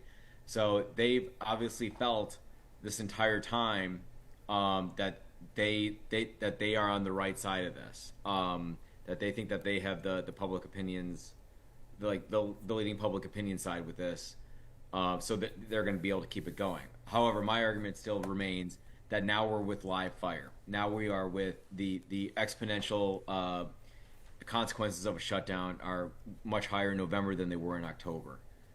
So like eventually they're going to have to come to an off ramp probably before Thanksgiving. I think by the end of this week into the beginning of next week. But very clearly, like Democrats have felt like that they were in a good position here. Like not right or wrong. That is not a judgment call. I do not think that is the right decision, but they clearly still think that they have made the right decision. Yeah, Kate, thank you. Go ahead. Can I add just really one quick question? I apologize. I keep rambling on. All good. But with the government being shut down for this long, you could argue that Trump has kind of expanded his own executive power because there isn't really a check because the government has been open. So has the government shutdown helped Trump in that way? Who wants to tackle that? I don't think so. I mean, the polling shows it's just on the margin. Polling has actually improved for the GOP a couple of percentage points, but no, this is not a win for Donald Trump or anyone. Thank you again for your kind words and for sharing us with your class. Anna, welcome in. Tell us tell us where you are and what's on your mind. So I'm based out of New York, and I was pretty active in Mamdani's campaign. I just wanted to build off something Kate said in terms of being able to actually execute plans and with the government shutdown. In terms of New York, with Mamdani promising such big things with affordable housing and tons of other promises to New Yorkers, how do we kind of toe the line between, Mamdani's promised these things and we should keep him accountable, but also having voters and people in New York understand that it takes more than just the mayor to implement these initiatives. And so it's going to take buy-in from a ton of different folks and kind of getting folks to understand that it's much more difficult to implement these things and can take much more time than they expect. I mean, isn't that kind of the responsibility of him on the campaign trail to be pragmatic and practical about that and honest with voters? I mean, I do think that in some ways you could say that there was a bit of kind of pulling the wool over people's eyes and not being as forthcoming about what was practical just on the mayoral front. Yeah. Yeah, likewise. I mean, I think he sold a bill of goods that I don't know he's going to be able to implement. And I think even in the last few days, we've heard from some voters, they recognize that it may not be feasible, but I agree with Ricky that I think it's certainly up to him to have tempered those expectations, which I don't know that he did. So we'll see in a year or so if people are pleased or feel that they've been led astray. Is your name pronounced Anna or Anna? Anna. Anna. What advice would you give the mayor-elect about how he should get off to a fast start? So one thing that I think is super challenging is the fact that Zoran has so many volunteers. It's super inspiring, but also super challenging. I think last night when I was volunteering, someone mentioned that he has over 100,000 volunteers, which they pointed out was bigger than Canada's entire active army, which is 68,000, which is just insane to conceptualize. I do think, to give him a little bit of grace, it's very tough to control your messaging when you have so many canvassers out there giving out your message who might not have very varying levels of expertise on your campaign.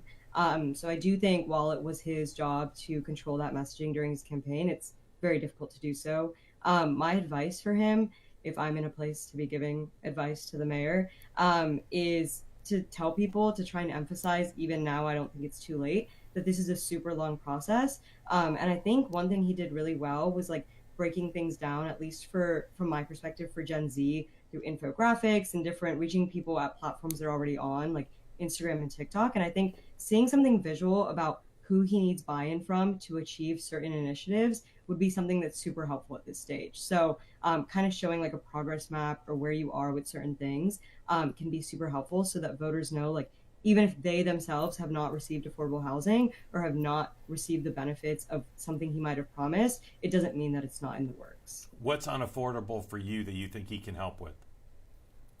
So for me personally, I actually was just discussing this with my doorman last night when I convinced him to vote for Zoran and to get out there and vote. He was talking about, why are these issues important to you for affordability? And I don't personally feel like, for me, New York, I've only been living here a year, has been super unaffordable for my salary. I think going out there and kind of trying to stop the increase of prices is super important to me, but I don't think in my current state that New York is incredibly unaffordable. I do think, of course, like everyone, groceries are out of control and rent prices are out of control. I'm lucky enough that I am in a place where I can afford that, but I don't think that is the case for the average New Yorker. And I know that's not the case for the average New Yorker as someone who's been out there and knocked on over 1,000 doors. Do you have any friends who have a lot of anxiety about a Mamdani mayoralty? For sure. I do have a lot of friends from various walks of life, but predominantly from Jewish backgrounds that I think have a lot of hesitation around Mamdani. Yeah. Have you made any efforts to calm them down? And if so, what have you said to them? I have. I do think some of the things that I've said are that a lot of the lies, a lot of the propaganda around Mamdani are lies. So I think one thing that you'll see a lot of is you'll see a lot of Cuomo's, I have to call it propaganda, like ads against Mamdani feature him in like traditional Indian clothing and kurtas, which he like very rarely wears on his campaign trail. And not saying that you can't wear a kurta in a way that's not menacing, but he's showing him in a very menacing light, dark lighting, in like what people would consider non-American clothing. And I do think like getting to the root of why someone doesn't trust Mamdani has been key to my canvassing experience. So I think on the day of the primary, I converted over 50 something votes, mostly from younger Jewish women who came to me and said, I really agree on these policies, but I'm scared of what he'll do to the Jewish community. And then we had very extensive conversations about like, what exactly have you seen? And then they would say something that like wasn't true, and we would look it up together, and then that was what converted votes. Lydia, did you want to jump in? Ask a question? No. Okay, sorry, I thought you did. Last question I have for you, and then I'll open it up to the group, which is in the area you talked about where there's misinformation. The guy's such a brilliant communicator. How is it that he's not been, in your view, has he not been able to overcome what you and he believe is a false characterization?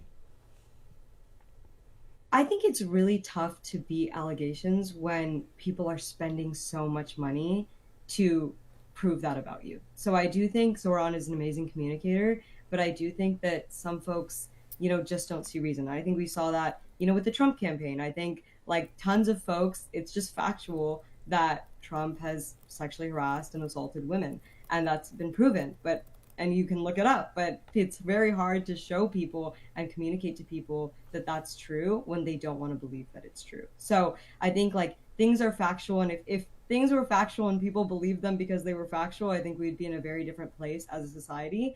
And so I do think that's why Soran's had a tough time. Just to be candid, I think because he's a brown man. I do think a white man would have a much easier time beating some of these allegations than a brown man.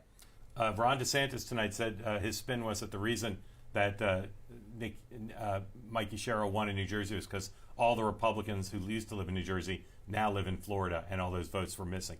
Elizabeth, who's a New Yorker in Florida, any questions you want to ask Anna?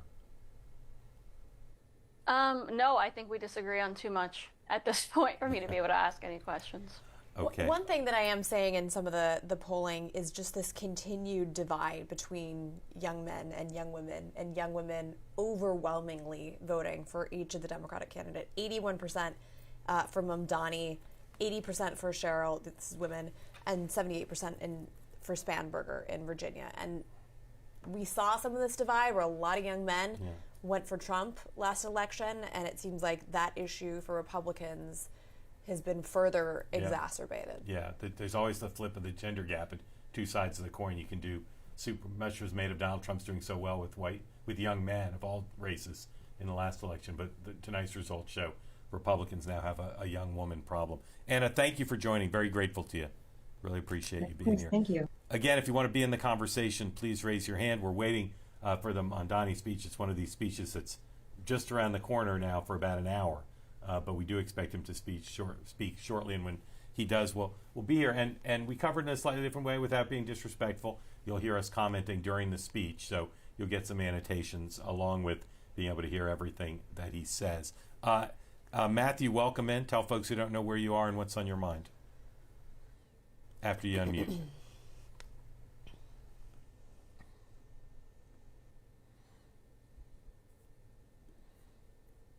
One more time, Matthew. There you go. There we go. Hi, I'm Matt. I'm in New York City. I've been on the show before. I think I've expressed to you on many occasions about how much of a menace that I think Zoran Mamdani is. I'm quite despondent today. Actually, I just wanted to get on so I could ask Elizabeth about real estate in Florida. No, I'm kidding.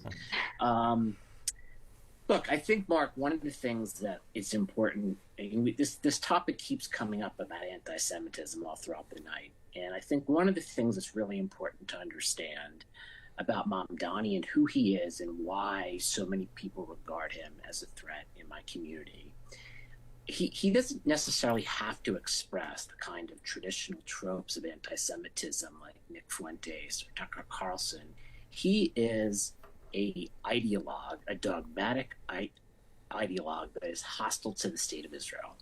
And there's a whole history. And, I heard you talk about Abe Greenwald's column today. I would have replaced when he talks about anti-Semitic obsession with an anti-Israel obsession. And the reason why that may not be anti-Semitic in intent, it is anti-Semitic in effect. And we have a whole history, whether it's Iran, whether it's the Soviet Union, whether it's Eastern Europe, of when people in political power become obsessively anti-Zionist about the destruction of the Jewish state, how it ends up causing violence towards the Jewish community, who naturally feel some type of affinity for, or large segments of them feel affinity towards Israel. And my fear is that what we are about to witness in New York City is a mayor who is really going to use his office not in order to accomplish a lot of the socialist agenda that he has promised, because a lot of it he, quite frankly, will not be able to enact without the cooperation of the state and the federal government. He's going to use it as a vehicle to decry and to malign and to vilify the Jewish state, which he's really done throughout the entirety of his campaign. Here was a guy 13 days after. Matt, hold on just one sec. I just want to get some response. Elizabeth, we went from a community member who you definitely don't agree with to one that you do. So sorry, I apologize. Let's listen to Andrew Cuomo, his concession speech right now. Stand by. To make us more competitive, and that was a very gracious thing to do. I want to thank Mayor Bloomberg, who gave us his support, Governor David Patterson, all the unions, and I am blessed. I am blessed to have the people in this room. You have been a phenomenal team, great friends. You are superstars. Even more, you are New York patriots, and I am proud of you.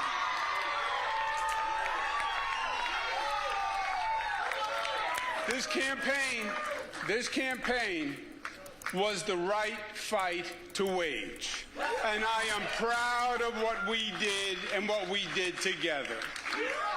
This campaign was to contest the philosophies that are shaping the Democratic Party, the future of this city, and the future of this country.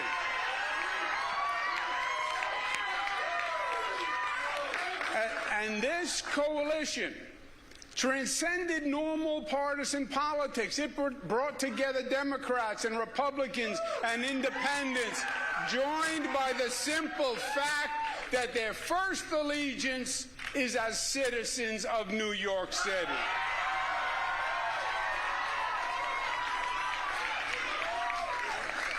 Two million voters, the largest number in modern political history, cared enough to show up in a municipal election. And 42% voted for us on an independent line.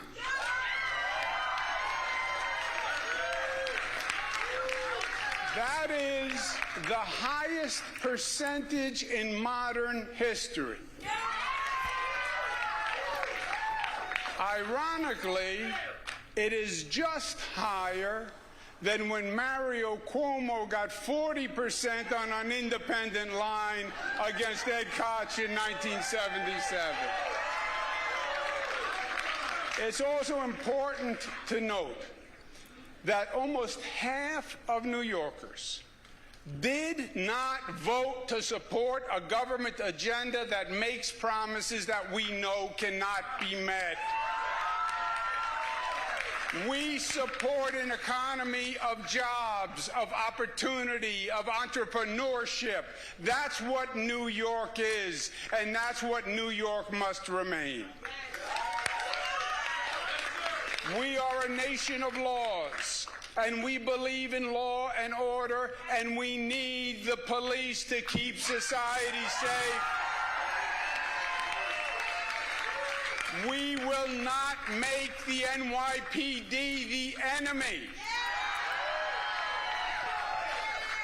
We cherish our diversity, and we have no tolerance for discrimination of any kind by race, religion, sexual orientation, or creed. And we will not tolerate any behavior that fans the flames of anti-Semitism or diverse attacks.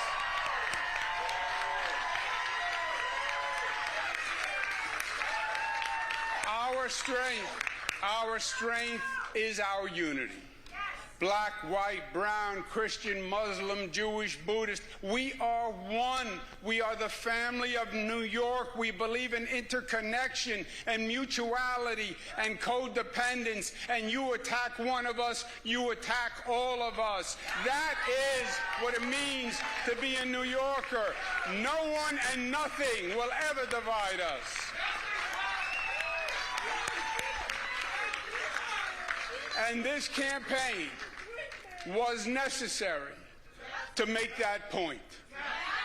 A caution flag that we are heading down a dangerous, dangerous road. Okay.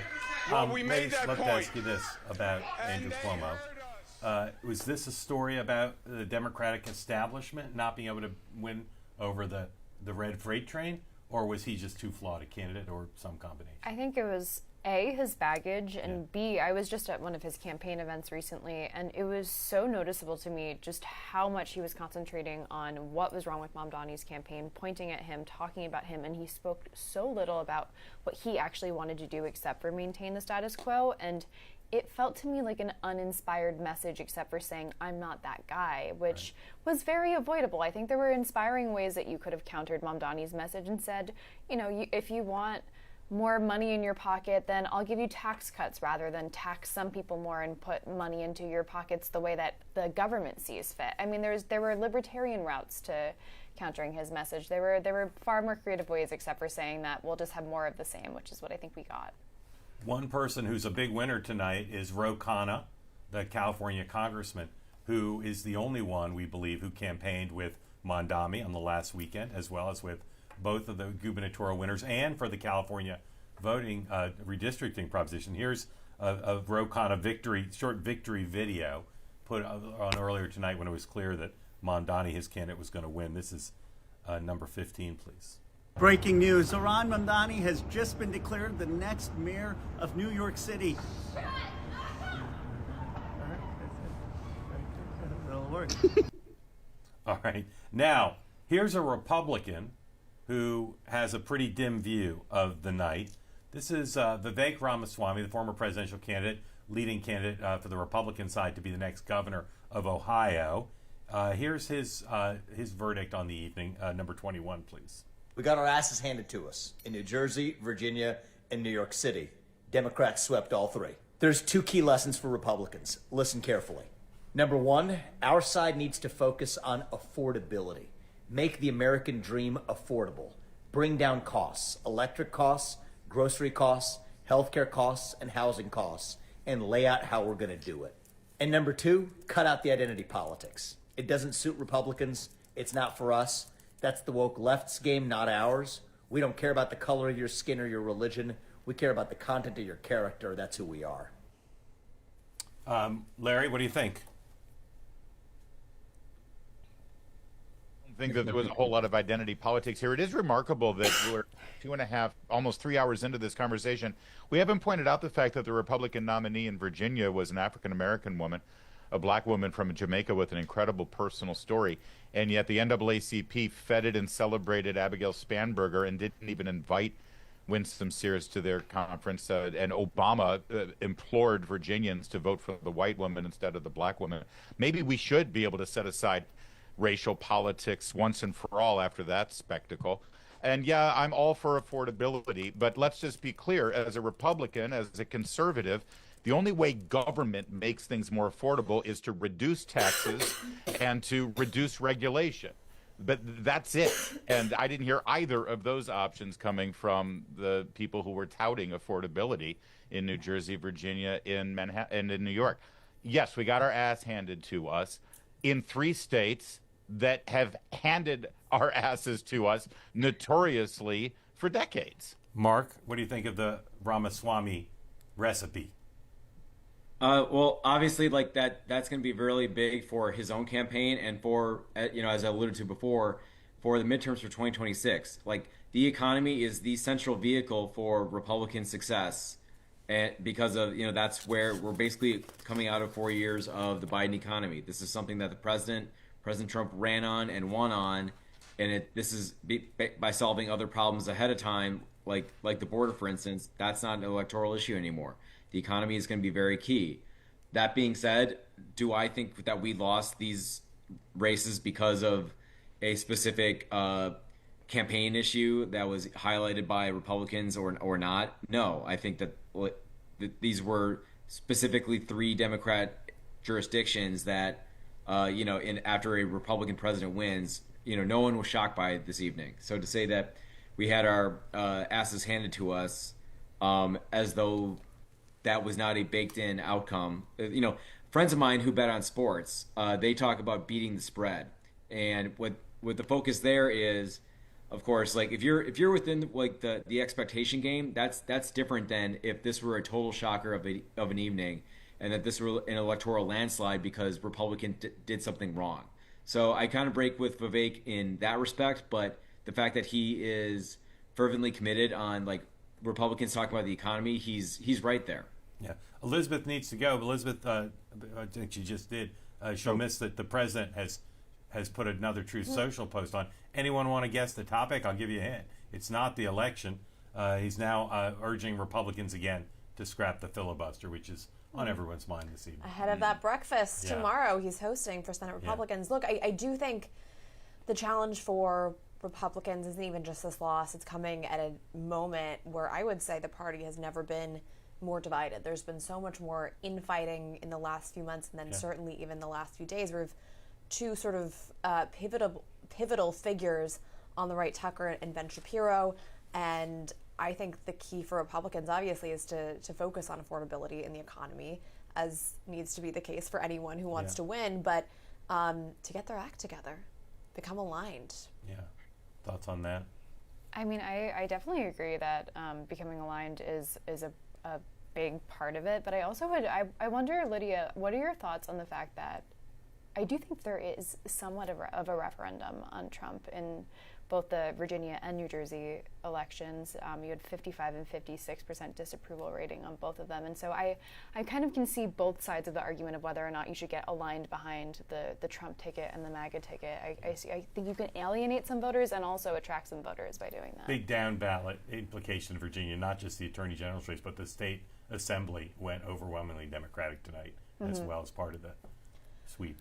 Look, I mean, to be honest, I don't know what the Republican Party looks like without MAGA. I think MAGA and the GOP are so intertwined at this point, and that's obviously going to be the question. Trump is not going to be running for a third term, so that's going to be the question. Whoever he sort of anoints to be his successor will carry on that mantle, and I do think that's what excites people. You know, that's what really gets people to turn out to vote. So I don't think you can separate the two at this point. Yeah, I mean, the reality, Larry, is no doubt electing these two more moderate women governors is a big deal for the Democrats, or all the caveats notwithstanding. But no governor is going to be covered as much as the active mayor of New York City, right? It's going to be relatively easy for Republicans to keep him in the news. I mean, after tomorrow, when will we next hear about Mikey Sherrill or Abigail Spanberger? I can't say, but I can tell you we'll be hearing about Mondami, not just because of what the Republicans do, and not just because this is the media capital of the world, but because he clearly wants to be in the spotlight. The big story tonight is Mamdani. That's the big story, and you're right. And I'm still trying to figure out exactly how the two governor-elects in Jersey and Virginia are all that moderate in terms of their voting record and in terms of their positions. They're pretty much aligned with. Well, no, I got to push back on that. First of all, they have national security credentials, which counts for something in trying to frame yourself as a moderate. But they've also been critical of Mondami. They've been critical of defund the police rhetoric. They've been critical of some of their vote, but not their voting records. The whole party, Larry. The whole party has moved to the left. I mean, if you go by that, but they're less liberal than they're less liberal than the Squad. They're less. Abigail Spanberger could have easily said, "Yeah, we should keep men out of girls' locker rooms," and "Yeah, I condemn the guy who just wanted Larry, again, Republicans to die." But she Larry, didn't. that's 98% of the Democratic Party. Well, then there is no moderates. Well, no, because they have some moderate positions as compared to some other members of the party. Could I ask you, though, Mark? I'm curious, because we haven't really commented on that speech from Andrew Cuomo. Didn't that seem like a man who was delivering a speech in a campaign in, like, the mid-2000s? I mean, didn't that sort of resonate with you, that this is that's part of the problem here, is that he was running, and whether he should have run in this quixotic notion in the first place after being drummed out of Albany the way that he was, that it just seemed like such a narcissistic personal ambition campaign rather than something that was going to make a difference for New Yorkers. Well, I'd make a more general point about so many people in the party, and I'd apply this to Schumer, who's older, but also to Jeffries, who's younger than Andrew Cuomo and than Schumer, which is the establishment of the party, if I may borrow the phrase, does not know what time it is. They're so out of touch with the idiom of modernity, with the technology, with the issues that resonate. I mean, Mondami talks about the people. Every time I see Jeffries on TV, he's saying Democrats need to win back control of the House, as if it's just about the power of the traditional way politicians talk. So I would just say I think a lot of the Democratic establishment has this same issue, which is they don't get what it means to be a populist at all, and they think about these things more about I than as we. But I wouldn't say Andrew Cuomo is the only one with that problem. Sure. Yeah, I just saw an interesting tweet that makes me wonder what the implications are going to be, or if this is going to be a larger trend. But this is from Bill Ackman. He said, Zohran Mamdani, congrats on the win. Now you have a big responsibility. If I can help New York City, just let me know what I can do. Which That's makes me wonder. Deal. I mean, I think that's admirable of him. Yeah. He's been a very big opponent of Mamdani's, for sure. But, you know, is this indicative of a larger trend that might happen where people are going to say, you know, city over party in politics, and will some of the people that were most opposed to Mamdani reach across and try to cooperate with him? And how will Mamdani react to invitations like this? It'll be interesting. My guess is he'll reach back, because he's done a fair amount of that. Ackman, it was as critical as anybody. I mean, except for maybe Donald Trump and Steve Bannon. I don't know anybody else less likely. So that's an interesting sign. Alan, welcome in again. If you want to be in the conversation here as we wait for Mr. Mamdani's speech, please raise your hand. Polls to close in California, which is happening in just a minute. Alan, welcome in. Tell folks who don't know where you are and what's on your mind. Thank you. I'm here in Midtown Manhattan. I was actually at the Cuomo watch party, but I left way before apparently he went on stage, which I'm glad I did, because it looks like it was about an hour after it was called that he took his time in going on. You know, I thought his speech actually sounded like someone who might be trying to angle for some presidential or something in the future, but I can tell you, my sense is I don't think that's going to be going anywhere. You know, I actually spent some time over the last couple of days campaigning for him. Not really for him, but really against Zohran. But I went out and canvassed in Fort Greene, Brooklyn, on Saturday, and it was quite a rough experience. Tell us about what happened. Well, first of all, there were mostly Zohran supporters on every corner, and I was the lone Cuomo person. They thought I was a paid volunteer. They thought I was a paid staff person, because they said that all the people holding Cuomo signs and handing things out that they encountered on the streets in recent days and weeks were paid. And so they were like accusing me of being paid. I'm like, no, I'm not getting paid. I just showed up at the office to get some stuff and hand out stuff. They thought you were an orange unicorn, someone actually volunteering for Andrew Cuomo. They couldn't exactly. They couldn't believe it. So most of the people in Fort Greene were basically like, you're in the wrong neighborhood. You're supporting a sex pest. I heard that one a number of times. A lot of negativity. And then there were a handful of people who come up quietly and sort of whisper, like, you know, I'm voting for Cuomo. I also noticed, and this is really just anecdotal, but certainly the African-American folks I spoke with seemed more likely to be for Cuomo. Just anecdotally, I had, of the people who said they were voting for Cuomo, there seemed to tend to be African-American voters and a little older, for sure. And then today I handed out stuff near Columbus Circle, and it was much more friendly in the morning during the commute hour. But I did interact with a Zohran volunteer this morning who, I kind of got into a little bit of a debate about Israel with, and they basically told me, and I said, well, Zohran doesn't support Israel's right to exist as a Jewish state, and she said, well, that's the Democratic Party now. Yeah, Alan, pretty surprised. Alan, I want to turn you over to Ricky to ask you a question, and then we'll take your question. But in the meantime, Lydia needs to go right, so I'm going to excuse her and thank you for partnering tonight. Great to see you. Good to see you. Any closing statement you'd like to make? Oh, that's a lot of pressure. Yeah. Look, I think clearly everyone's recalibrating after this, so it's going to be very interesting to see the conclusions that the Republican Party reaches. Yeah, we'll see at the President's breakfast tomorrow. Exactly, and if the Democrats see this as carte blanche to embrace socialism. All right, well, great to see you. We'll see you again next time. Farewell to Lydia, and over to Ricky for a question for Alan while we wait for the Mamdani speech. Yeah, I'm curious how much of, or how much you think the Cuomo campaign's issue is sort of what you said, that part of why you were canvassing for him was because he was not Mamdani. How much of that was reflected in what you heard from the people that you were interacting with, that he was kind of like the voting against candidate rather than voting for candidate? I think he was absolutely the voting against candidate, and I think that one of the things that made that really difficult for him is that he wasn't a blank slate to vote against, to be the person that you use to vote against someone else. Because a lot of people felt, I mean, my immediate sense coming away from Fort Greene, spending a couple hours handing out stuff on the streets, he is toxic. I mean, you say Cuomo. I mean, it's amazing. Just a couple of years ago, during the peak COVID, when he was doing his press conference and he was the future of the Democratic Party, how far we've come in such a short period of time. But the allegations, the sexual, allegations, I think really seem to have tainted him. I mean, one woman responded to me on the street saying, "I can't vote for. How could I? Yeah, I'm not voting for Cuomo. I'm a woman." So I think he was toxic to a lot of New Yorkers, and but the only people voting for him were really voting against Zoran, so it's a major factor.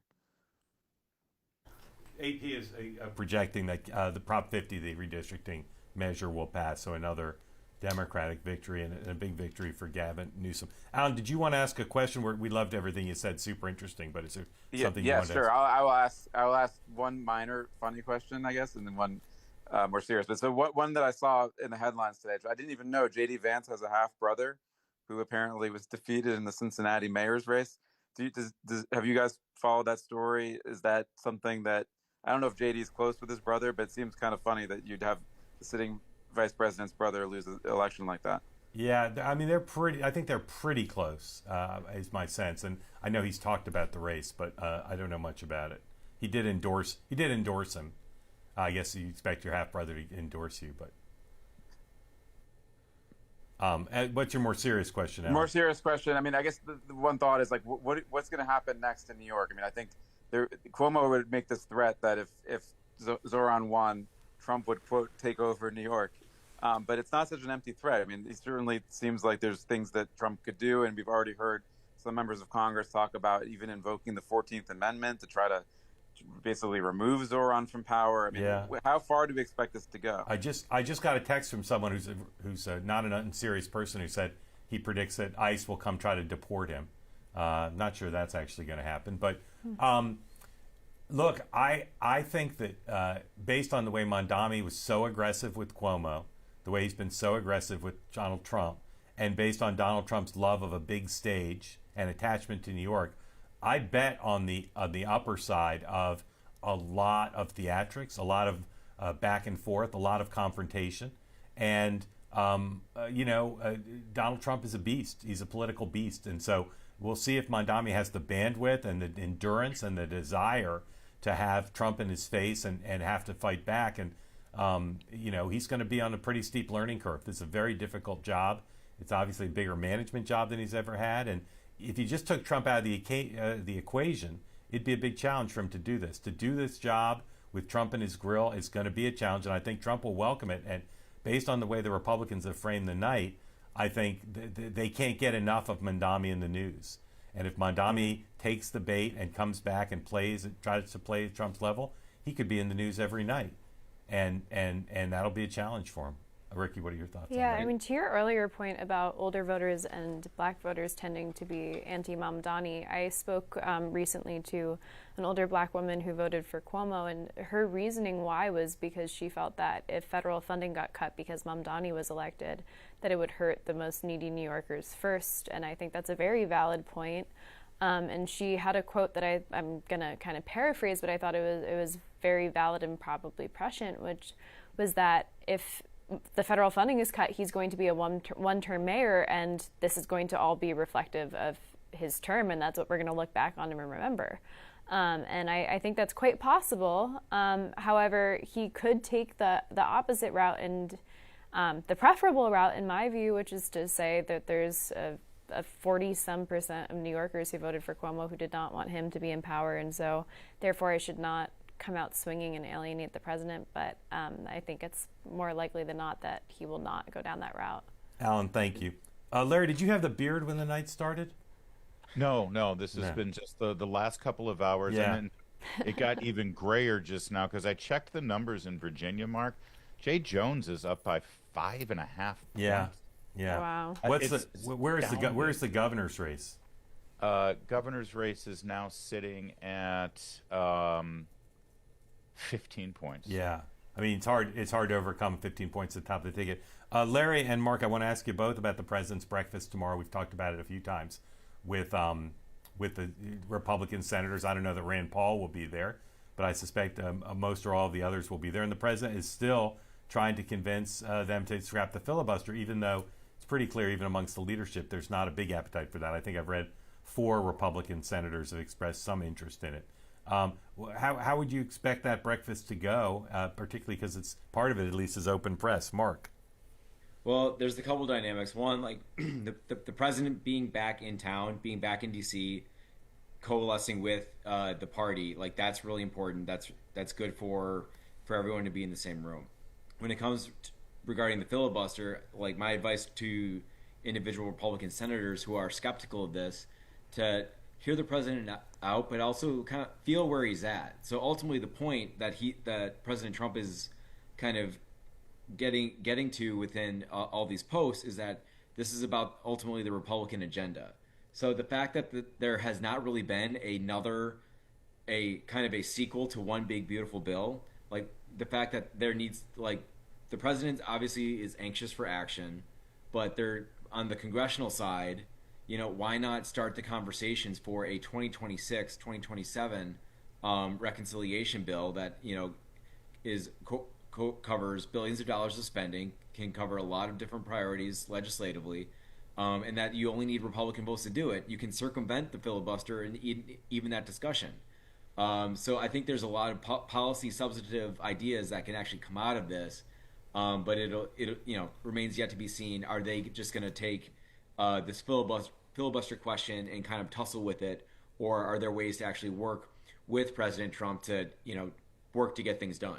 Yeah. Larry needs to go because he's got an early wake-up call. And Larry, we couldn't be more grateful to you for spending so much time with us. Give us a quick answer on how you think breakfast will go tomorrow for President and the Republican senators, and then we nighty-night you. I think when it's open press, there will be a lot of talk about Zohran Mamdani and how the Democrats are no longer Democrats. They're all Democrat socialists. That'll be the big talking point tomorrow. And I listen, I think that there is a deal in the works behind the scenes right now. I believe that there are enough senators that just wanted to get through Election Day on the Democrat side, and they're going to work something out. The threat of the filibuster and dropping the filibuster, I've been against it, but at the same time, I think he makes a very compelling argument when he says, listen, Democrats were going to do this anyway. If it weren't for Sinema and Manchin, they would have done it, and Puerto Rico and D.C. would be states, and they would have stacked the Supreme Court. So what are you worried about? They're going to do it when they get back into power anyway, so why don't you do it and actually get good things done? It's a compelling argument. I don't know if it would sway me, but let's see what happens. It could be that they'll play the game that, Thune's going to say to Schumer, listen, he's crazy, and he's got enough people who are going to do this. Make a deal now, otherwise the filibuster's gone, and that might be the final deal that they're making. Yeah, Larry, so grateful to you for spending so much time with it. I'll see you on your show at 8 a.m. in the morning Eastern time. Oh, did we land Mark Halperin for tomorrow's show? You successfully booked me, but I gave him a hard out of 8:15. So we can accommodate that. We have traffic and weather every 10 minutes. I know, believe me. I know there's a hard out. Larry, thank you for being with us. Grateful to you. All right, to reset one more time, or think one more time, we're waiting for the Mamdani speech. We want to, of course, bring that to you. The major races have all been projected. Democrats win Virginia governor's race, the Virginia Attorney General's race, the New Jersey governor's race. Mr. Mamdani wins overwhelmingly here in Gotham City. And California Prop 50, even though the polls have just closed, overwhelming vote there, been projected that will pass as well. We're waiting for the Mamdani speech. If you'd like to get in the conversation here on the two-way platform, you can raise your hand. I usually say no smack in the chat on YouTube, but I've glanced over there, and I know that would be a futile message to send tonight. One more reminder about our sponsor, the good folks at Fairway and Green, very generously making a election night discount available to everybody. 2way.tv/fairway. Use the promo code election25. I'm wearing some Fairway and Green with the two-way logo right here tonight because it's my most comfortable clothes. You can take 25% off their entire collection, whether you want the two-way logos or not. You can get 25% off. Go to 2way.tv/fairway. Use the promo code election25. This stuff is modern. It's professional. It's sharp looking. Very comfortable. Most comfortable golf apparel I've ever owned. And you can wear it anywhere. You can wear it in a business setting, but you can also wear it casually, as I do. I do both those things, and I've worn it to pretty formal meetings. Quarter zips, golf shirts, vests.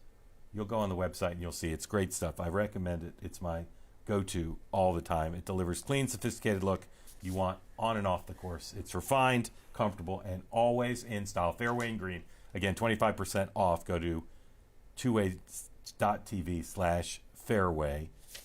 Promo code election25. We're grateful to our friends there for helping us tonight. All right. We've reset on what we can expect. We've heard from all the people we expect to speak, although I think Gavin Newsom will probably speak, and he may come out sooner rather than later, so we'll see between him and Mamdani. I want to ask you, Ricky, about the Post and Mamdani. We spoke earlier to one of his friends who said his recommendation is to get along with the paper. What do you think the relationship will be like, say, between now and the end of the year?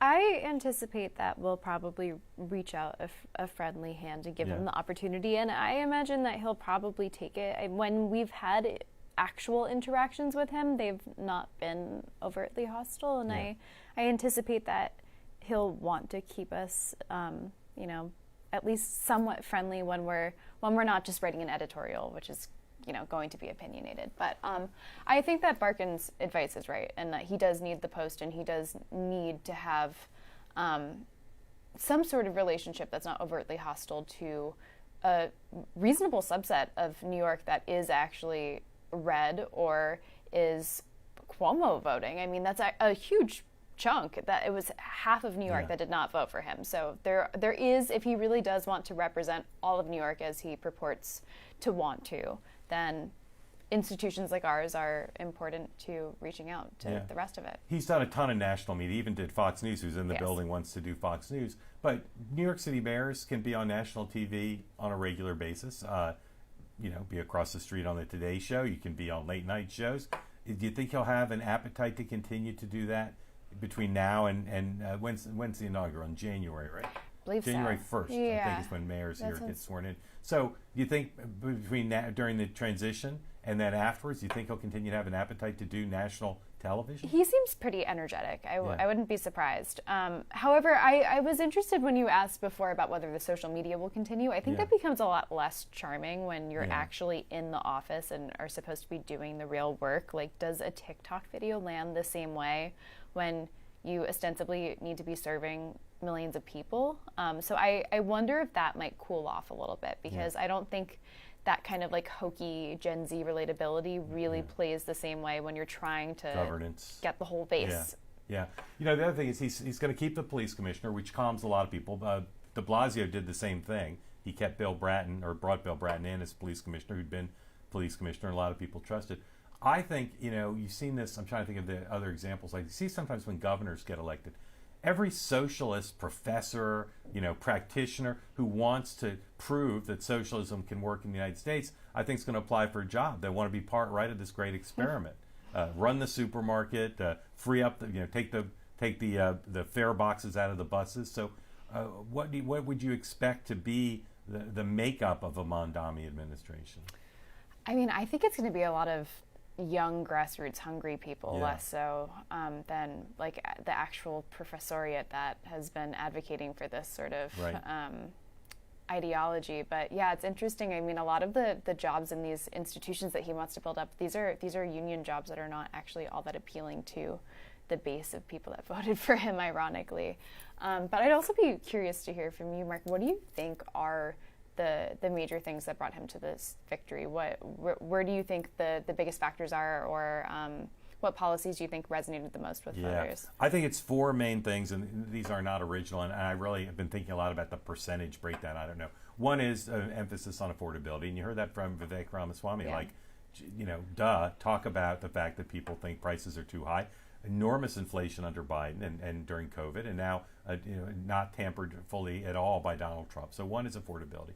Two is he's just an incredible performer. Yeah. I'm just so impressed by his ability to do stuff like go to a Knicks game, do musical stuff. He just has got an entertainment quality. Three is he's a populist. He's anti-establishment, and I thought the weakest moments he had in the last few weeks were in the second debate, in the tougher interviews, when he wasn't good when he was pressed. But when he's not pressed, when he's just able to do his thing unchallenged, he's just a great performer on populism. He just knows how to go back to. there was yesterday he was on with Ari Melber, Yeah. and Ari basically said, "I'll ask you something, and you bring it back to affordability, no matter Mhm. what I ask you." And it was like a little bit of a gimmicky thing, but in the seeds of that, for a couple minutes, you saw his stability to just bring it back Yeah. to. And affordability is about populism, right? His solutions are all populist. And then the last thing is just the ham-handedness of the whole thing. When Cuomo got in the original race in the Democratic primary, I would look every day and I'd ask the Cuomo people, who can beat him? You know, he was way ahead, right? Who can beat him? And they didn't say Mondami pretty much ever till the very end. In fact, as Mondami grew and became the clear number 2, they were delighted because they said the 33-year-old socialist has got a ceiling on his support, but he's taking up 20% of the vote, Yeah. right? For a long time, Cuomo was like at 40. He was way up in Right, the he was poly at 40, and I markets, think and in poly market, and I think Mondami was in 20s, and then everybody else was low double digits or single digits, right? Mhm. So they thought, well, this is great. That guy's taking up 20%. We've got 40%. Yeah. That leaves 40% divided amongst 10 other candidates. So I think because they never took him seriously, it was like, I would say a fluke. But had they taken him seriously, had the other candidates taken him seriously and Yeah. tried to bring him down, had Cuomo or the establishment taken him seriously, then they could have stopped him. So it was their inability to recognize what a threat he was. So some Totally. combination of those 4 things, I think, is what did it. 100%. I'm still unclear of what kind of guy he is in a lot of ways. As closely as I've watched, as much as I've talked to people about him, he's very smart, right? He really understands how to pull the levers of media, politics, the coalitions within the Democratic Party, and that's he plays dumb, right? He smiles, he does cute videos, but he is a genius, and I think people have underestimated that as a factor as well, and I wonder what the president really thinks about him, because the president is extraordinarily good at sizing people up. Here he is. Thank you, my friends.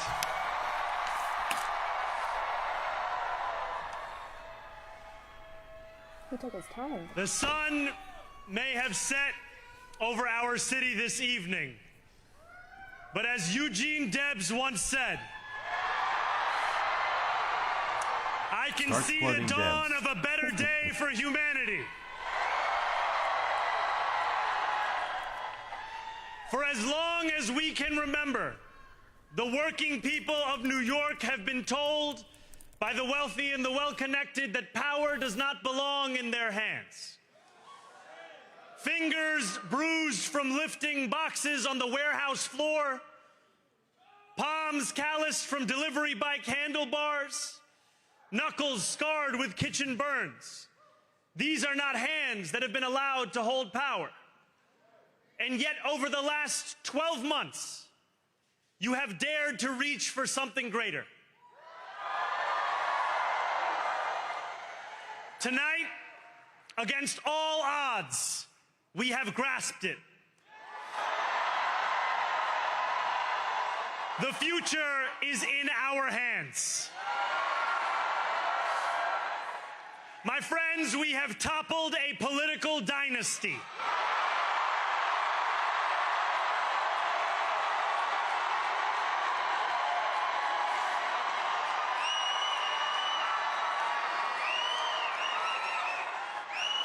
I wish Andrew Cuomo only the best in private life. But let tonight be the final time I utter his name as we turn the page on a politics that abandons the many and answers only to the few.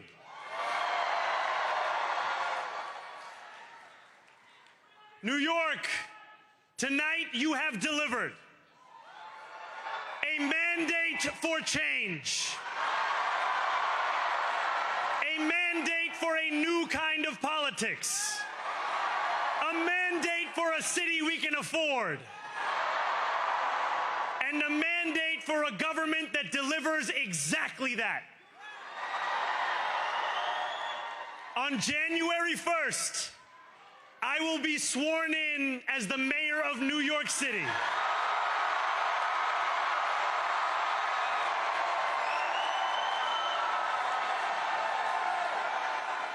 And that is because of you. So before I say anything else, I must say this. Thank you. Thank you to the next generation of New Yorkers who refuse to accept that the promise of a better future was a relic of the past. You showed that when politics speaks to you without condescension, we can usher in a new era of leadership. We will fight for you because we are you. Or as we say on Steinway, ana minkum wa ilaykum.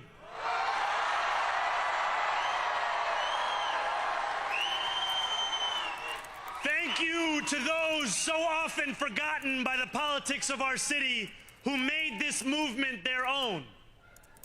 I speak of Yemeni bodega owners and Mexican abuelas,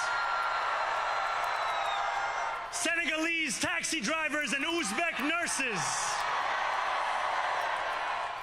Trinidadian line cooks and Ethiopian aunties. Yes, aunties.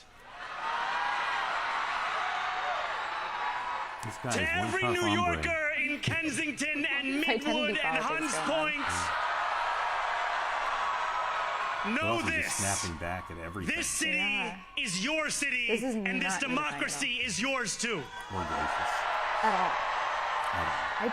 I'm going to talk about political This campaign is about people like Wesley, an 1199 organizer I met outside of Elmhurst Hospital on Thursday night. A New Yorker who lives elsewhere, who commutes 2 hours each way from Pennsylvania because rent is too expensive in this city. It's about people like the woman I met on the BX 33 years ago, who said to me, I used to love New York, but now it's just where I live. And it's about people like Richard, the taxi driver I went on a 15-day hunger strike with outside of City Hall, who still has to drive his cab 7 days a week. My brother, we are in City Hall now.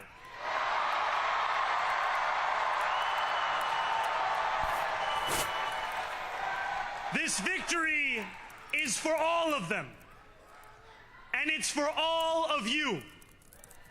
The more than 100,000 volunteers who built this campaign into an unstoppable force. Because of you, we will make this city one that working people can love and live in again. With every door knocked, every petition signature earned, and every hard-earned conversation, you eroded the cynicism that has come to define our politics. Now, I know that I have asked for much from you over this last year. Time and again, you have answered my calls. But I have one final request. New York City, breathe this moment in. We have held our breath for longer than we know. We have held it in anticipation of defeat. Held it because the air has been knocked out of our lungs too many times to count. Held it because we cannot afford to exhale. Thanks to all of those who sacrificed so much, we are breathing in the air of a city that has been reborn.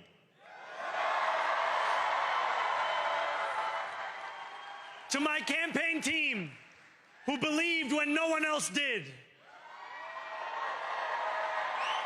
and who took an electoral project and turned it into so much more, I will never be able to express the depth of my gratitude.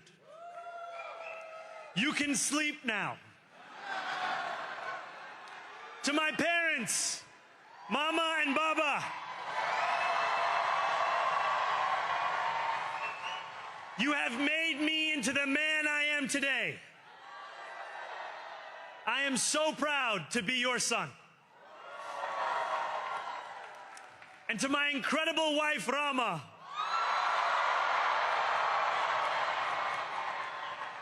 Hayati. There is no one I would rather have by my side in this moment and in every moment. To every New Yorker, whether you voted for me, for one of my opponents, or felt too disappointed by politics to vote at all, thank you for the opportunity to prove myself worthy of your trust. I will wake each morning with a singular purpose: to make this city better for you than it was the day before. There are many who thought this day would never come, who feared that we would be condemned only to a future of less, with every election consigning us simply to more of the same. And there are others who see politics today as too cruel for the flame of hope to still burn. New York, we have answered those fears. Tonight, we have spoken in a clear voice. Hope is alive. Hope is a decision that tens of thousands of New Yorkers made day after day, volunteer shift after volunteer shift, despite attack ad after attack ad.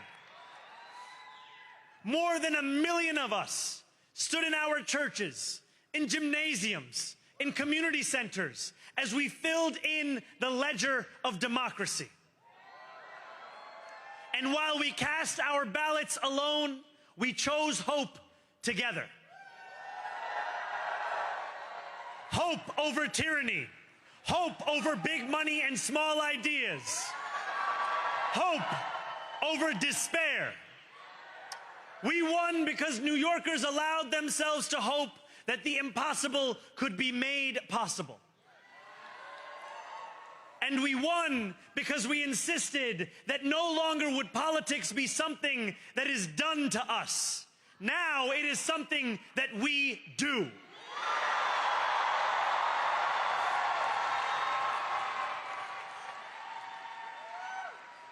Standing before you, I think of the words of Jawaharlal Nehru. A moment comes but rarely in history when we step out from the old to the new, when an age ends and when the soul of a nation long suppressed finds utterance. Tonight we have stepped out from the old into the new. So let us speak now with clarity and conviction that cannot be misunderstood about what this new age will deliver and for whom. This will be an age where New Yorkers expect from their leaders a bold vision of what we will achieve, rather than a list of excuses for what we are too timid to attempt. Central to that vision will be the most ambitious agenda to tackle the cost of living crisis that this city has seen since the days of Fiorello LaGuardia.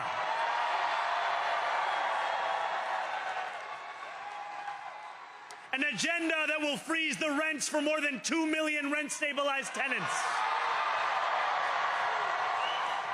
Make buses fast and free. And deliver universal child care across our city.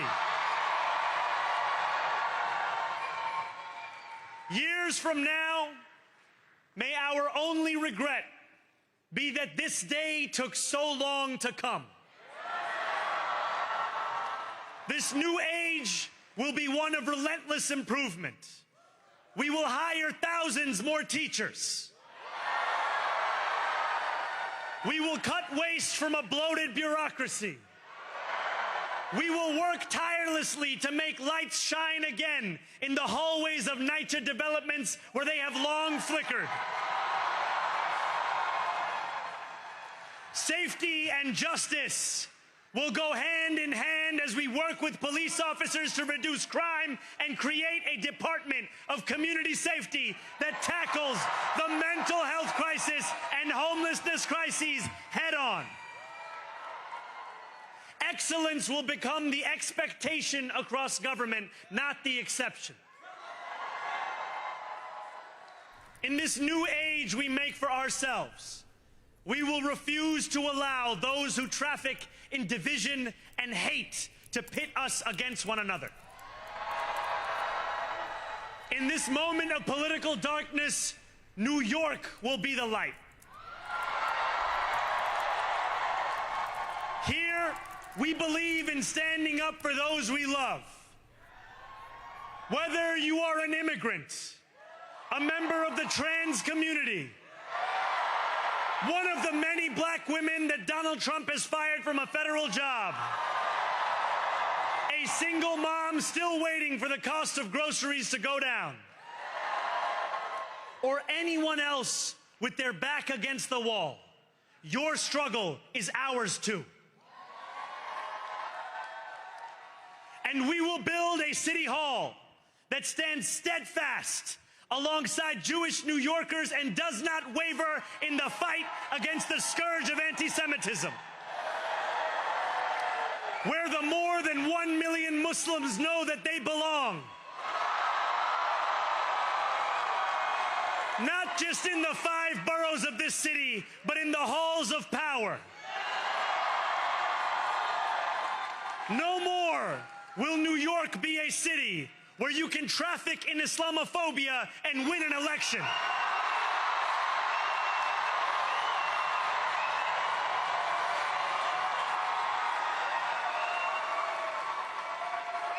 This new age will be defined by a competence and a compassion that have too long been placed at odds with one another.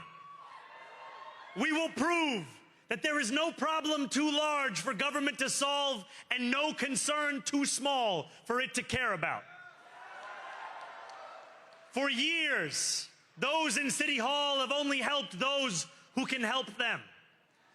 But on January 1st, we will usher in a city government that helps everyone.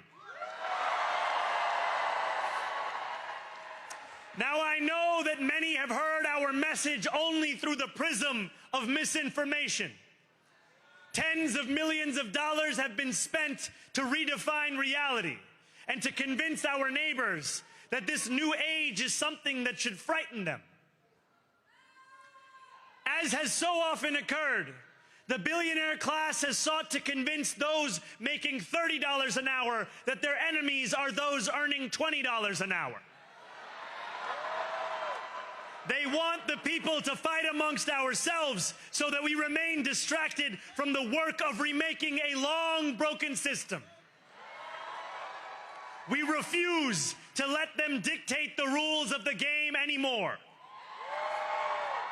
They can play by the same rules as the rest of us.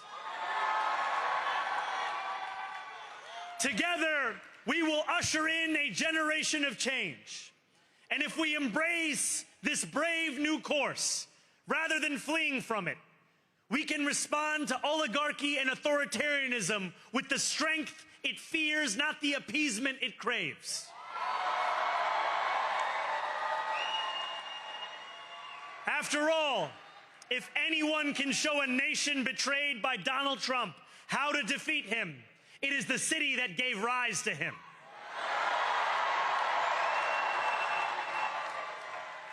And if there is any way to terrify a despot, it is by dismantling the very conditions that allowed him to accumulate power. This is not only how we stop Trump, it's how we stop the next one.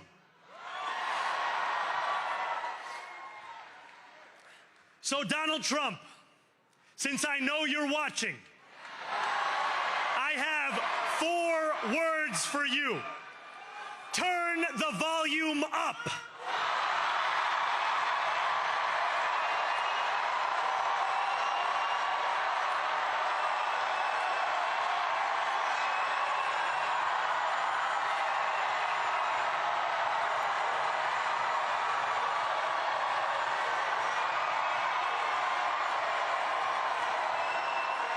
We will hold bad landlords to account because the Donald Trumps of our city have grown far too comfortable taking advantage of their tenants.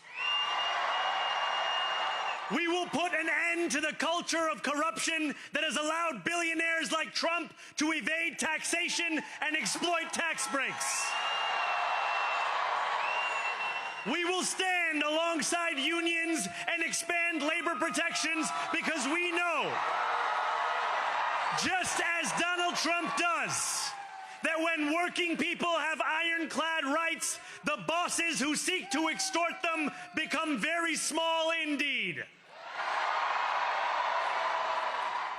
New York will remain a city of immigrants, a city built by immigrants, powered by immigrants, and as of tonight, led by an immigrant.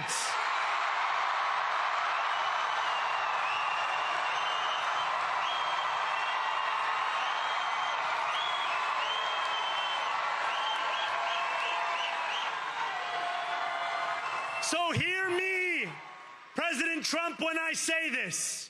To get to any of us, you will have to get through all of us.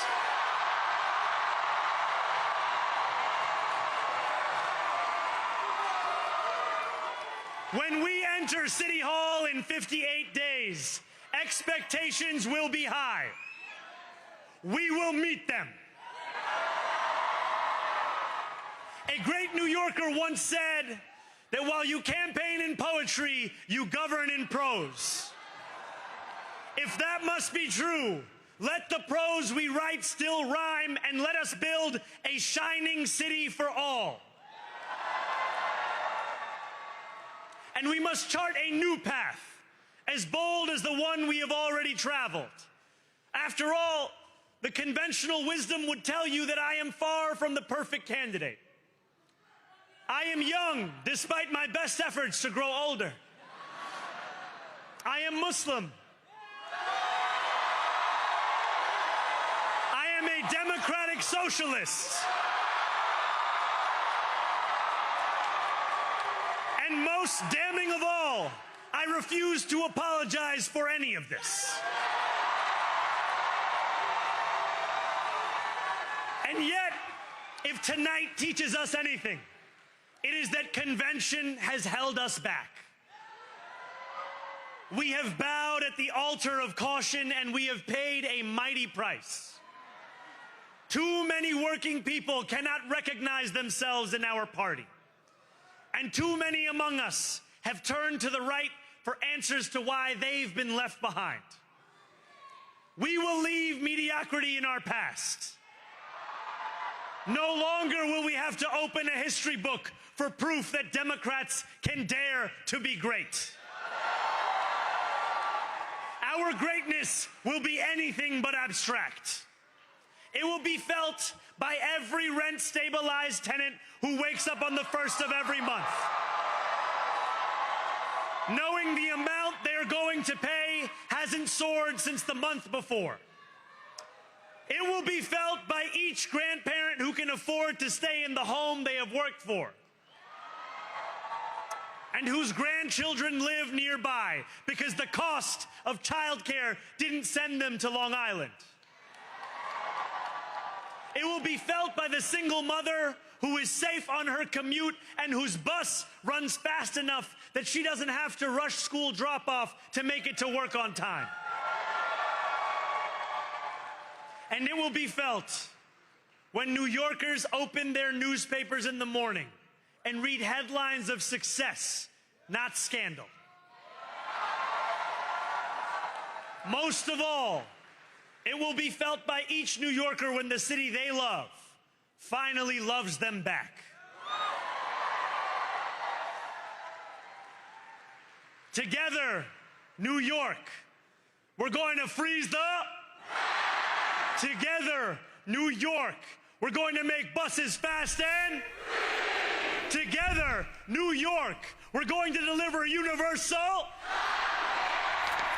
Let the words we've spoken together, the dreams we've dreamt together, become the agenda we deliver together.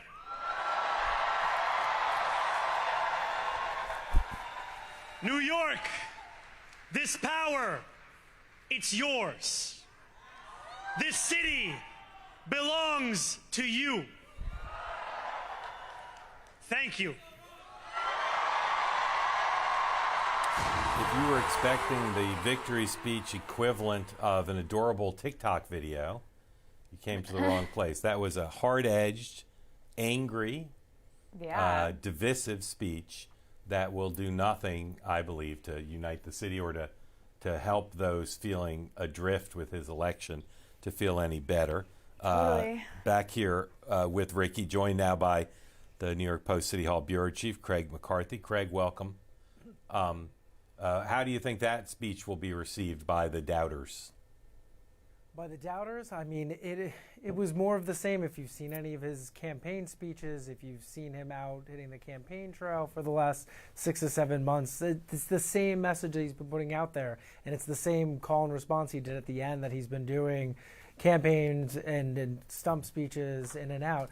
I think what people will walk away from, people that are doubting him, is that, a lot of the things that he's promising, the free buses, the universal child care, the rent freeze, these aren't things that the mayor has complete control over. I mean, the rent freeze, he can point people to the board, which de Blasio did, and he froze the rent twice. But when it comes to free and fast buses, I mean, the MTA chairman was out there the other day saying that he didn't support it, or at least it needed a lot of more studying before they could do it. So I think that it's going to be perceived as, I think anybody that is watching this, regardless of your political belief, knows he's a great politician. He's a great campaigner, gives an amazing speech. The question is, how is he going to govern? I was surprised that this was a more divisive speech than I would have anticipated. I mean, the language of saying that we've toppled a political dynasty and kind of taunting Andrew Cuomo was not the approach that I would have expected for someone who was saying that I'm going to be the mayor for all New Yorkers. Was that also the impression that you had? Well, I think this is the end of a kind of brutal campaign. I mean, there was a lot of attacks going back and forth. I think that noting that I took it as divisive in the sense that he was drawing a line between the old guard and the new guard here. He's trying to say he's going to be the mayor for all New Yorkers, and I think he's trying to put we're going on from Mayor Eric Adams and somebody like Andrew Cuomo, who oddly enough even exited his concession speech tonight to Mayor Eric Adams' entrance song. So I mean, it seemed like this turning of the page that he was trying to do to this new wave of the party from, I mean, there's, a 33-year swing between Andrew Cuomo and him, and even, Mayor Adams. So I think that this is less about being divisive in that and more about the ending of a grueling 10-month, for all of us, and more than that at this point, mayoral run. Craig, hold on just 1 second. Is he speaking still or again? I see him speaking. Is this a rerun? It definitely seemed like he was leaving. Yeah. You could see the not glass speaking. All right, Craig. Okay. Craig, this may seem like an odd question. Yeah. But you've studied him more than I have, but I've watched closely. He's 34. Is he mature or immature? I would assume. For being, I've never seen anything that makes him immature. I think he's, for his age, just in general, of being very polished. I mean, coming off in February, March, I remember chatting with a bunch of political people and telling people this is kind of the campaign to watch. The question always was, did his social media savvy and these videos actually move the needle when it came to those young voters, and could it create any sort of movement? I mean, we've seen other people before do pretty well online or get some traction or what have you, but did that really drive people out to the polls like that? I mean, I think we could say, I covering him over the last 9 months now, when he was even grilled at some Jewish forums about globalizing Intifada, I mean, I've seen so many other politicians crash and burn when it comes to the Israel and Palestine conflict over the last 2 years, that it's been, the political third rail of New York politics, and seemingly the only person here who has kind of went through that through line without being burned by it at all, and also seemingly kind of galvanizing the young vote here, because when it comes to that, because I think there's a massive difference between the 50 and older vote and the 50 and under vote, but like that, it takes a lot of political savvy to do that, and it was very impressive to watch that over the last 9 months. Yeah, I mean, look, there's no question. I just said before the speech, he's a brilliant guy. He's shown a ton of savvy. I just found some of the things in the speech tonight to be struck me as immature, kind of petulant, attacking Andrew Cuomo, attacking Donald Trump in the way he did, not reaching out in any particular way. That seems to me to be, unless there's some brilliance to it, maybe a product of understandable immaturity for a guy who's 34, who's only been able to rent a car by himself for 9 years. Let me ask you one more question, if I could, or at least one more. This gets down into really kind of a granular detail. People say all the time, well, the city council can stop him from doing a bunch of stuff. What do we know about how he plans to use the gravity of his election, the momentum of his election, to try to get his way with the city council, and how inclined will they be to work with him? Well, I guess that's the next question that we're going to be reporting on for the next few days, next few weeks, the transition here. I mean, really coming into this, we were looking to see whether or not he was going to break that 50% threshold. Now, he just broke it last time I checked the numbers, before I was watching his speech, it was like 97% of the vote. About 50.34% of the vote went to him. Now, the question is, will that be a mandate? Judging by that speech, I would say he believes he has a mandate to enact that. And the question is going to be, how is he going to do it? Can he work around the city council? I mean, listen, we just came from a mayor who did not get along with the city council by any means and repeatedly tried to use executive action and also using anything that he kind of could to do workarounds around the city council. It will be interesting to see what happens with that legislative body. I mean, it's not really, the makeup won't change that much. The question is going to be who's going to be the next speaker. I mean, the progressives, the 17 people that are on the city council right now, they seem split. There's a few of them running. You know, will they coalesce behind somebody? And from everything I'm hearing, it doesn't seem like they have yet. And then it becomes, does Zoran put his finger on the scale? We saw again with Mayor Eric Adams do the same thing 4 years ago. And he burned his relationship with the council set the stage for the next 4 years. So it really is going to depend who steps in as speaker there. I mean, again, a lot of the things that he's proposing, a lot of the things that he's campaigned on, we've pressed him, he doesn't have the power to do. And we're going into an election year for the governor, which he needs help from Albany and he needs help from her. And a lot of those things are not going to poll well in a lot of other parts of the state. So again, it's time will tell. And again, who's going to fill out his administration to figure out if he can even get those things across. Right. Craig, you've got one of the most interesting beats in America now. If you're looking for an intern, send me an application because it's going to be covering history every day. Yeah, for sure. Grateful to you. Thank you, Craig. Ricky, closing thoughts for the night overall, not just New York, but everything we saw? I will be very interested to see how the Republicans make sense of tonight. I think that it will be a lot of attention paid to Mamdani because that's kind of their winning message at this point, because everything else was kind of a loss for them. And Mamdani is perhaps the one place where they can get the messaging across that the Democrats are dangerous, and so look over there and not at the broader picture of the evening. So I think that's kind of where I'm looking, but also just selfishly as a New Yorker, I'm a little bit concerned that victory speech was more divisive than I was expecting.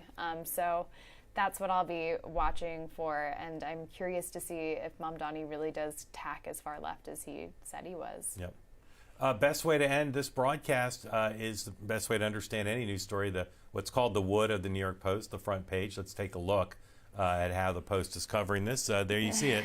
I have to grab my glasses to read the smaller print. On your mark, get set, Zoe. Socialist Mamdani wins race for mayor, the red apple, and you can see hammer and sickle. I think that's what we call at the Post, a photo composite. Yeah. Very grateful to our hosts here at the Post. We love being live from the newsroom all night with Ricky and with Lydia and Craig and all Hannah and all the colleagues who joined us, as well as folks from the 2-Way community. Grateful for the production. Grateful to you for being part of it. And we look forward to seeing you again. I'll see you at 9 a.m. Eastern time on 2-Way for the morning meeting. And we look forward to being back. I haven't been given a key to the newsroom yet, but we're up there. Thank you all for watching. Thank you for being part of 2-Way. We'll see you soon.